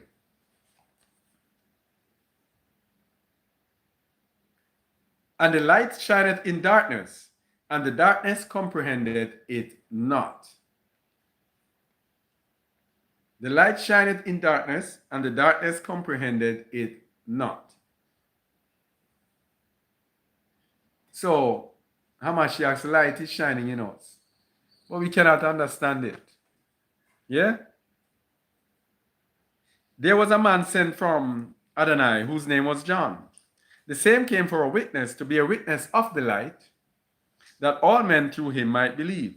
He was not that light, but was sent to be a witness of that light.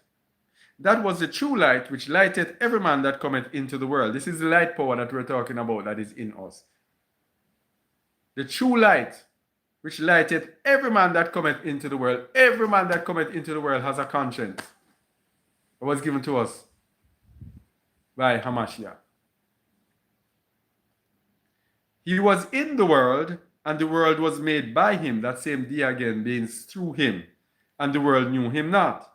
He came unto his own, and his own received him not.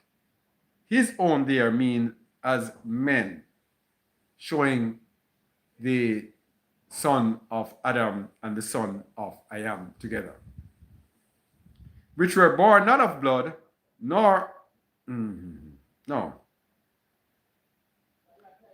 He came unto his own, and his own received him not. But as many as received him, to them gave he the power to become the sons of I am, even to them that believed on his name. So what ignites our light power now? Look at it. Hey, this is so sweet. What ignites our light power? It is faith. It is belief. When we believe in him, it ignites our conscience. Can I find it?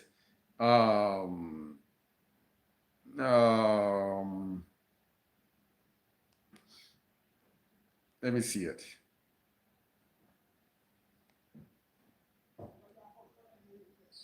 All right, here it is. Ephesians 2, verse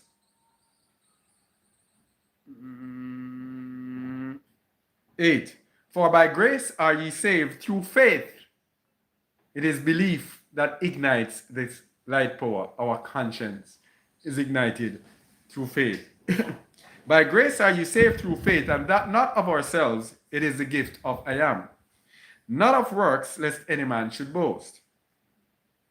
For we are his workmanship, created in Mashiach Emmanuel unto good works, which I am hath before ordained that we should walk in them. It is when we believe, when we have faith, it stimulates our conscience. And then when our conscience is stimulated, then it will lead us to do good works. Why? Because when our conscience is stimulated, our conscience is that part of us that lets us resolve right and wrong. So when our conscience is heightened through belief in Hamashiach, then we will do what is right and we will reject that which is wrong. All right? Let me get back to, yeah. So we were speaking about the word now. So the word became flesh. No, I haven't reached there yet. Verse 13, which were born not of blood, nor of the will of the flesh, nor of the will of man, but of I am. So we are born of I am when we believe in Hamashiach and have faith in him. Verse 14, and the word was made flesh. That word that was hovering over the face of the deep, that was made flesh in Hamashiach, and dwelt among us, and we beheld his splendor, the splendor as of the only begotten of the Father, full of grace and truth. So the Most High did not, the Messiah told us in Nazarene 10 verse 32 that it was Ruach HaKadosh that created the world. Verse 32, books of the Nazarene chapter 10. I do not do this of myself, for I have been filled with the power of Ruach HaKadosh, which is part of I am. So there we have all three of them. Ruach HaKadosh is part of I am. And Hamashiach said he was filled with the power of Ruach HaKadosh. So that is when Hamashiach says, I am the Father are one. One through the Ruach that is in him. I have been filled with the power of Ruach HaKadosh, which is part of I am. With this, he created all things.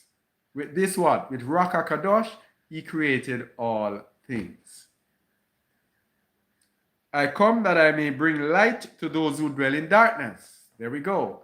That light is us believing in him. When we believe in him, we follow him, we obey him, we deny ourselves, pick up our stake and follow him. Then we will have the light of life. Then he will bring light into this darkness. Then and only then can we see the kingdom. Then and only then can we love our neighbors as ourselves.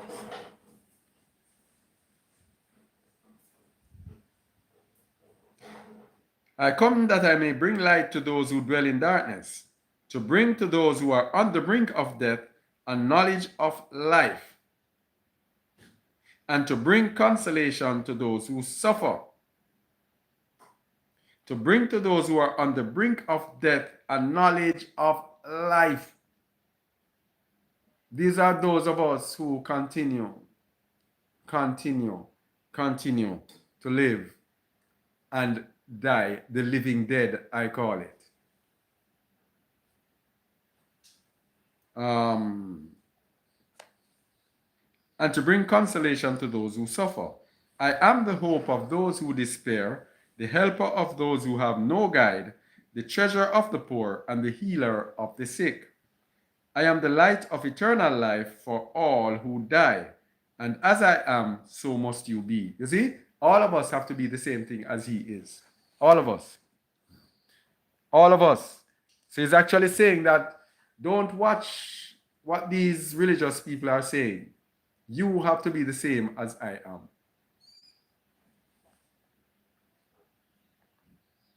So Hamashiach was not the spirit of the Father that was hovering over the face of the deep. It is the spirit of the Father that is in him. Let me explain something to you.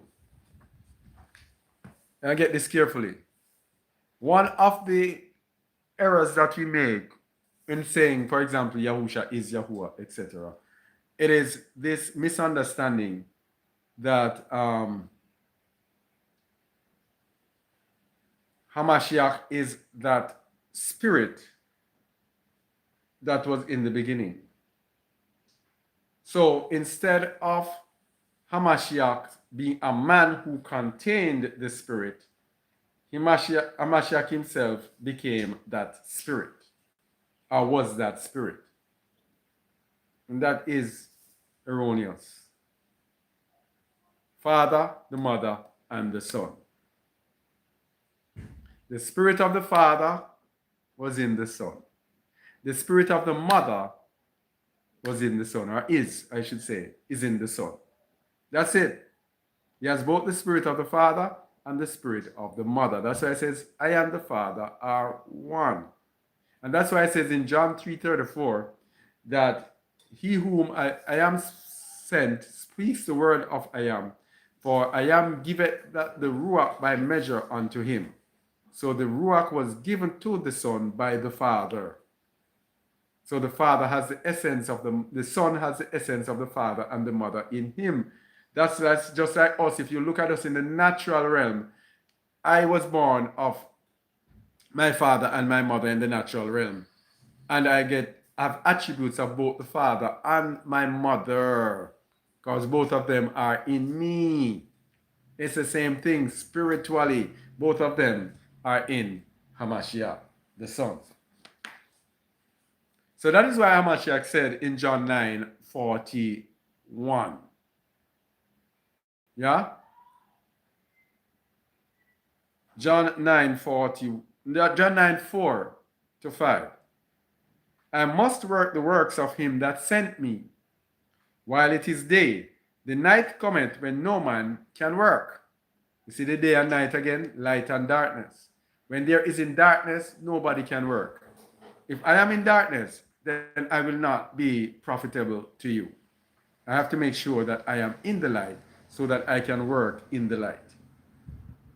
As long as I am in the world, I am the light of the world. This is why Hamashiach said it. As long as I am in the world, I am the light of the world. Why? Ruach HaKadosh is the light of the world. When he was in the world, the light, Ruach HaKadosh, was in him. That is why he told his disciples, if I go away, then I send the Comforter. Then the Father will send another Comforter that will be with you. What is he saying? When he was here, Ruach HaKadosh was in him. So he was now the light of the world, the spokesperson of the world. When Ruach HaKadosh left, what did he do? He said, tarry at Jerusalem until you... Yeah? Let me say it again. It almost got cut off. When he was at Jerusalem, when he said, before he left, he said to the disciples, tarry at Jerusalem until you be endued with power from on high. So when he left, they were endued with power, and Ruach HaKadosh came upon them. And that's why it says, repent and be baptized. After that, they said it. And he received the gift of Ruach HaKadosh. So when he left, he was on the earth, he was the light. When he left, the light now, the men now had the ability to partake of the light through Ruach HaKadosh, the Holy Spirit. That's why I said when he was in the world, he was the light of the world.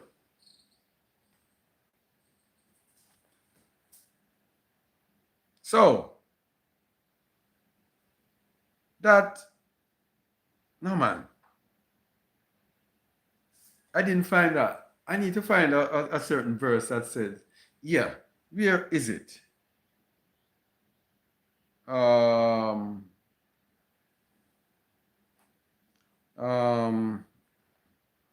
I need to find it. Just bear with me, please. Bear with me, please. Please, please, please. Pretty please. Yeah. It's Books of the Natchem, chapter 10, verse 21. Yeah. Many will seek to snare you in a net of words, but avoid the meshes spun by their wiles. Never talk about anything not thoroughly and honestly believed. Now here we go with the light and darkness. The blind cannot lead the blind, and if they do, fall into a ditch. No man can walk comfortably in darkness without a light. So it does not say we cannot walk in darkness without a light. It says we cannot walk comfortably without a light. The eye is the lamp of the body. The lamp of the body. So it's talking about the physical. So when we look, we see things that are around us. I'm here looking on the screen and everything. This is caused by the lamp of my body, which is my eyes. But then it goes on to say, the eye is the lamp of the body, and if the lamp is defective, the whole body is in gloom. The Ruach HaKadosh is the lamp of the soul. But if it remains unlit, it serves no purpose. So this is the physical lamp of this physical body. But Ruach HaKadosh is the lamp of the soul. This is why Hamashiach told him to tarry. That is why you have to repent and be baptized so you receive the gift of Ruach HaKadosh. Because your soul needs a lamp. And that lamp is Ruach HaKadosh. Because your soul works in perfection when it's spiritual. So it needs a spiritual lamp. So when I have this lamp here, and I don't have a spiritual lamp, I'm going to be walking in the flesh. I'm going to be walking according to my eyes, walking by sight, and not by faith. But when I have the light to the soul, then I don't even have to look through these eyes. My eyes will be open to spiritual things, and I will be in the spiritual realm, and I will be in the kingdom, because the kingdom of I am is within me. So if I am walking in the spirit realm, if I'm walking in perfection, in righteousness, if I'm walking led by the lamp of my soul, which is Ruach HaKadosh, then I will have the light of life.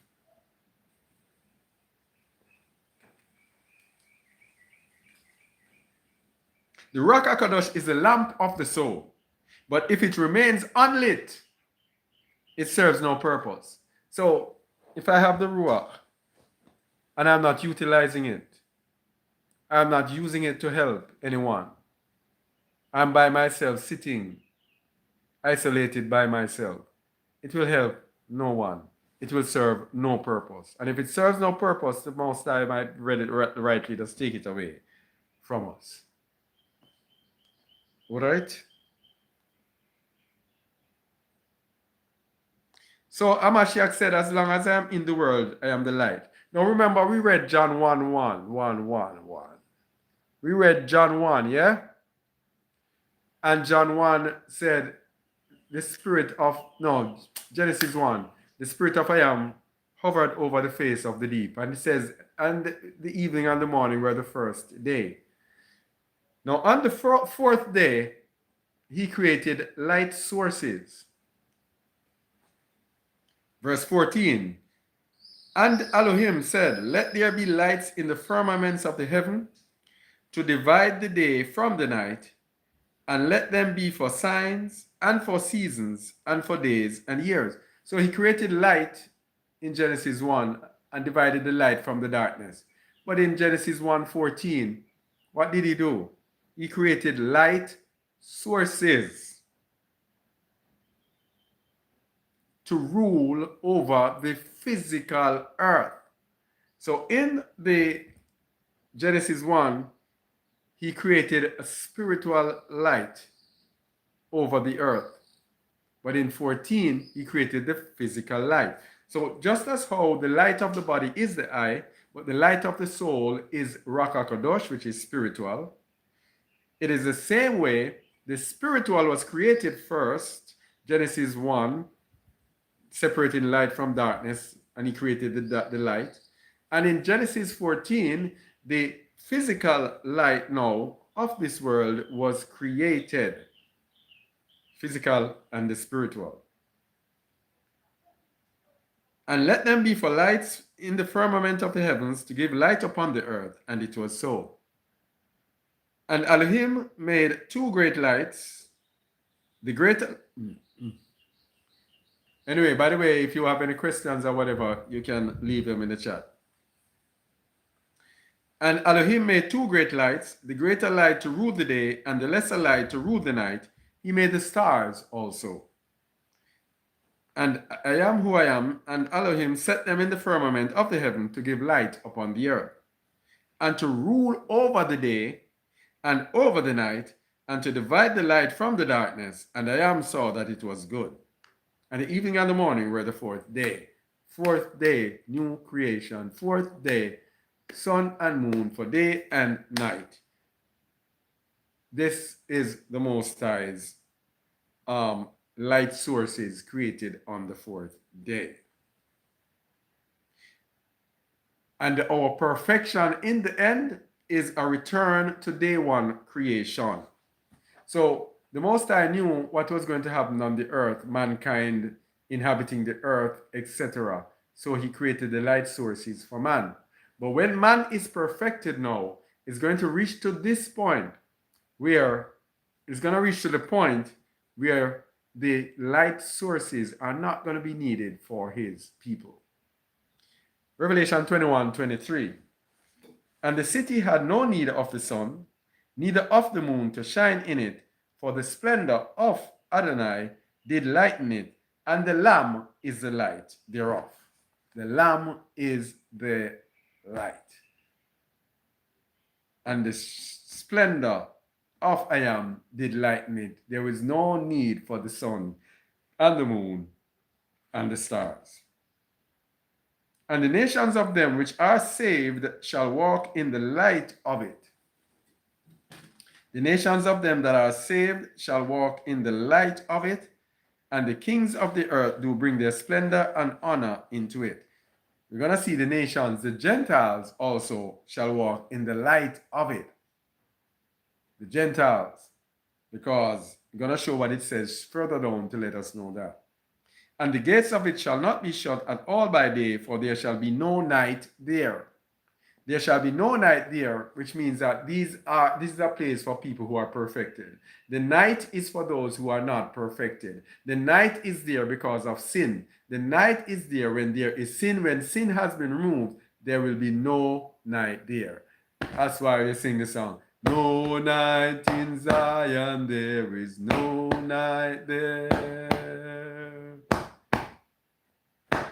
Yada there is no night there.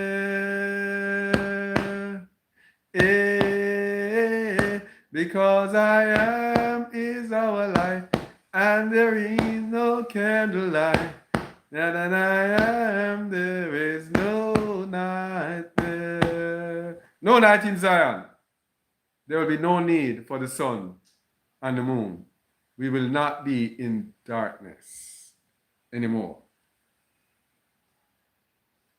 And they shall bring the splendor and honor of the nations of the Gentiles into it, and there shall in no wise enter into it anything that defileth. This includes the Gentiles. So the Gentiles who are coming in are Gentiles who are going to be perfected.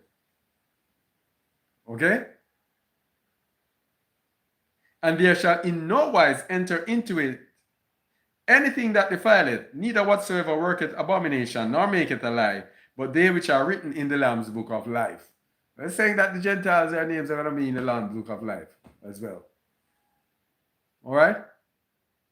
All praises to the Most High. So the whole bottom line is, we have been led by religion to totally ignore loving our neighbor as ourselves. But without it, we cannot enter the kingdom. Until we reach here, until we have fulfilled his law, as he told me, we cannot enter into his kingdom. Unless we love our neighbors as ourselves, we cannot enter into his kingdom. But religion has made us totally ignore this. And we are pussyfooting about, going over going everywhere else except concentrating on loving our neighbors as ourselves.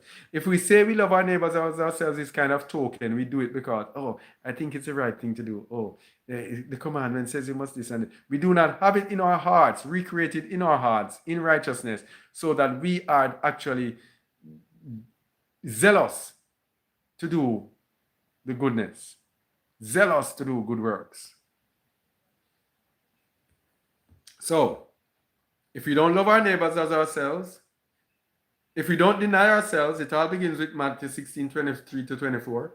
Deny ourselves to 25. We have to deny ourselves. When we deny ourselves, we'll have the heart and the desire. Hamashiach will come in and he will lighten our hearts. He will lighten the light power, our consciences. And when he lightens our consciences, then and only then will we be able to see the kingdom. Then and only then will we be able to express this love of our neighbors as ourselves freely, freely, freely, freely. People, come out of religion. Come out of religion. You see the dream that he gave me that I showed you was manifested when he told me to fulfill my law. And today I saw it manifest in Romans 13, verse 8 onwards. That is what it's saying. That is what it's saying. Love your neighbor as yourself. On the way to the kingdom of the Most High. That is where true love will manifest. True love. And that is when the law will be fulfilled in us. All right? If you have any questions, let me see.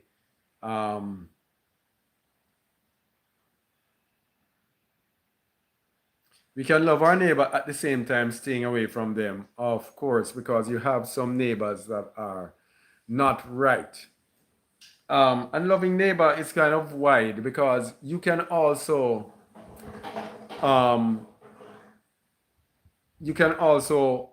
say you're loving your neighbor and you put them in trouble. For example, if your neighbor is carnal and you help your neighbor in carnality, if you help your neighbor in sin, then you're going to be in problem. You cannot say, for example, some people will do things for people and say, yeah, I'm loving my neighbor. Sirach 12, verse 1. Where can I find this Sirach here? Sirach, Ecclesiasticus 12, verse 1. When thou wilt do good, know to whom thou doest it, so shalt thou be thankful for thy benefits. Do good to the godly man, it says, and thou shalt find a recompense, and if not from him, yet from the Most High. There can no good come to him that is always occupied in evil, nor to him that giveth no alms. Give to the godly man, to the righteous man, and help not a sinner. Do well unto him that is lowly, but give not to the unrighteous. Hold back thy bread, and give it not unto him, lest he overmaster thee thereby. For else thou shalt receive twice as much evil for all the good thou hast done unto him. For the Most High hateth sinners, and will repay vengeance unto the unrighteous or ungodly, and keepeth them against the mighty day of their punishment. Give unto the good, and help not the sinner. So you can say you're loving your neighbor and you're helping a sinner. Because you're helping a sinner in sin. How will that sinner turn to the Most High? Eh?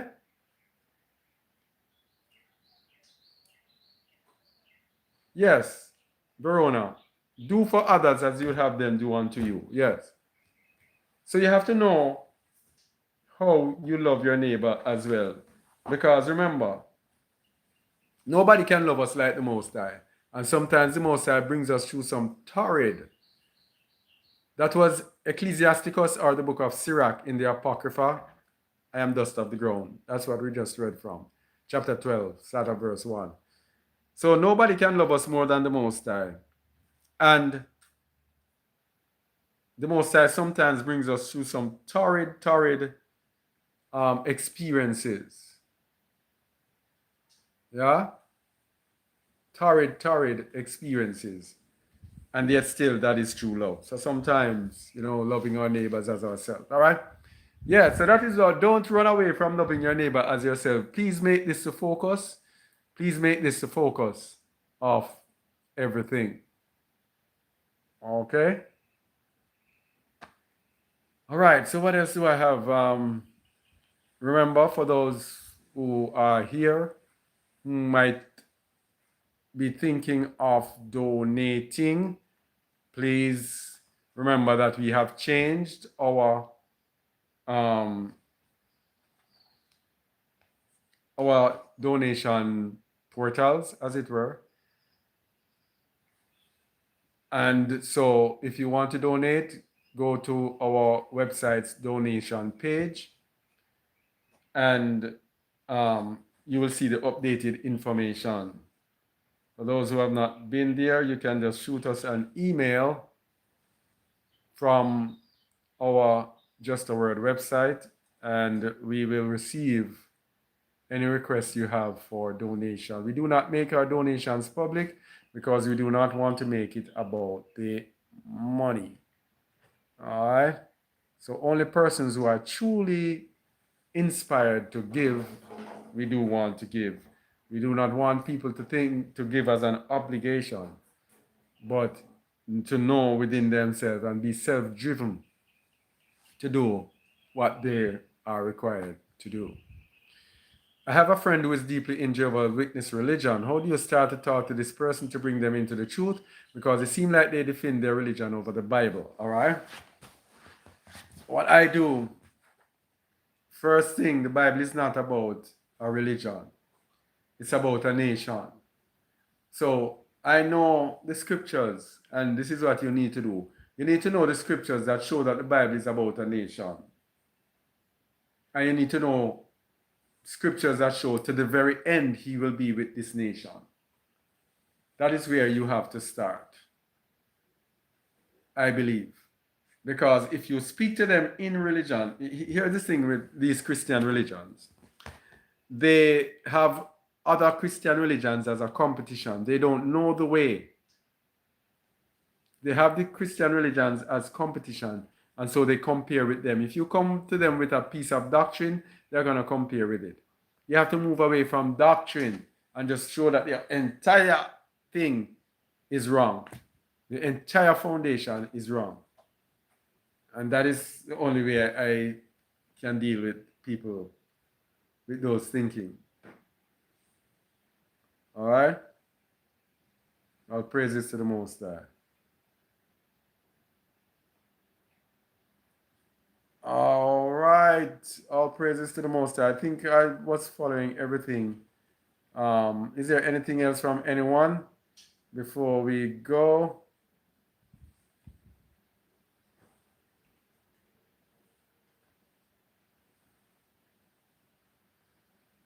Anything before we go? All right, all right, all right. So this was a little over 2 hours. Nice little time here. All praises, Joshua. All praises to those who were online. All praises to the Most High for those who were online. Can you pray with me this week? I was told my kidneys were failing. Okay, I will do so. My brother, you have to change your diet first thing in the physical. You have the spiritual and the physical. We cannot only rely on the spiritual because it takes discipline to change the physical, and we have to do so.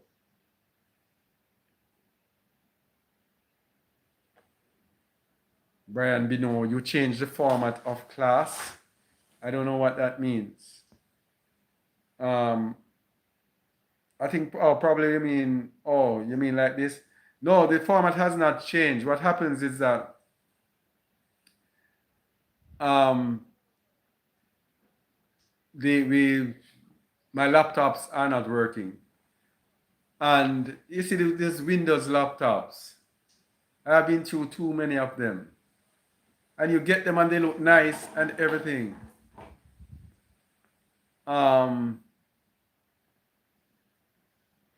Bernadette Fox asking where exactly do we go to donate? Um, how do I tell you? I don't even know if I can write it here. Um,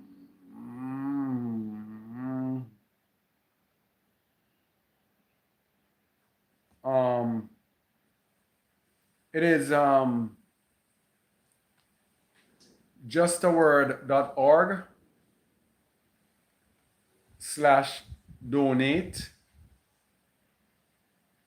DONATE, justaword.org slash donate. It is a private page. You will not find it listed on the website. And it is password protected, and the password is offering, OFFERING.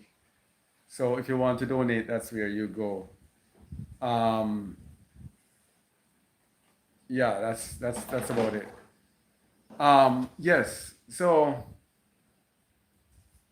I've been through many of these Windows laptops. You get them, they look so nice and they appear to work so well, but over time, they depreciate quickly, some of them. Easily, easily, easily. And even the last one I had, I cherished it and tried my best to protect it. Bam, charging this not working, that screen not working. I'm kind of tired of that and realize that it's best we get what is actually the best, which is a MacBook. Is best in terms of durability, reliability, and power, etc. So striving to get one of that, and we have had contribution to do so. So we are awaiting its delivery. So that is why it seems as if the format has changed, but we're just awaiting the delivery of the equipment. Yeah. Uh-huh. All right, so I guess that's it. All praises to the Most High.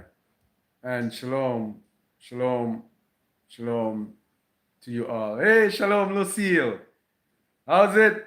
Hope you're okay. All praises. Happy to see you. Shalom, David.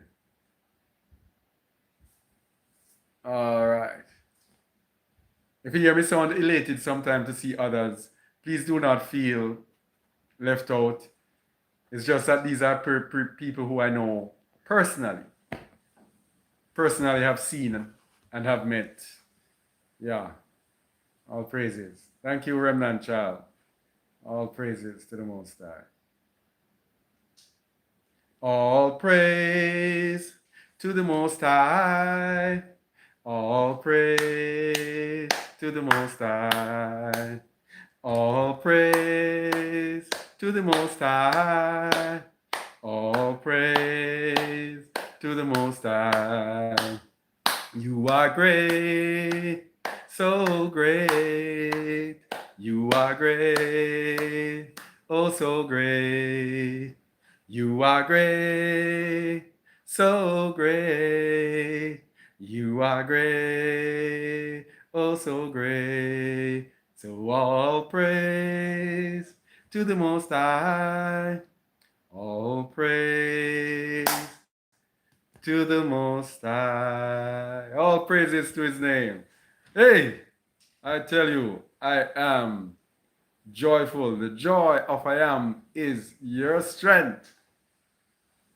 I am joyful in I am. uh, Kelly Linton, it's donate. It's donation. It's donation. I don't even remember the page. It's donation, yes. Sorry about that. Justaword.org/donation. Yeah, I think so. Yes, /donation. Password offering. All right. All praise to the Most High. Shalom, shalom, and do have a great rest of the day. Thank you, Mikhail.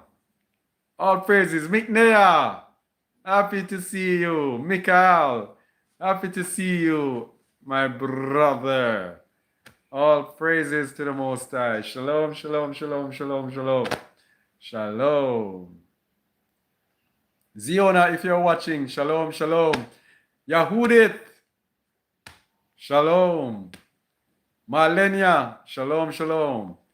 All my brothers and sisters, all those who have been there for me and being of help, all those who have contributed, all those who truly, truly do and have contributed to Just the Word over the years. All of you, all praises to the Most High, because Just the Word is still standing and the Most High is still standing by us. And your contribution has contributed. You have contributed to where we are today. Couldn't do it without you. All praises to the Most High. Shalom, shalom, shalom.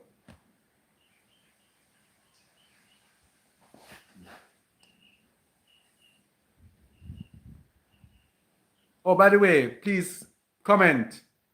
Please comment if you have a comment in the regular comment section, because the more comments there are, the more interest in the video. So, comment. I said I was saying that I'm not going to ask people to do anything. I'm going to let the Most High lead. So, let the Most High lead it. Yeah? Yeah. Yeah, Max might not be the easiest, but I think I'm sufficiently technically inclined. Having been one of my, I was trained in, what do you call it? I can do a little programming, or could do a little programming. I was trained in computer repairs. I did a whole lot of things with computers. So I should be able to fathom it. If some other people can do it, I should be able to do it. Yeah. Shalom, shalom. Yeah. The Most says will be done. He is awesome and great. All praises to his name. Shalom.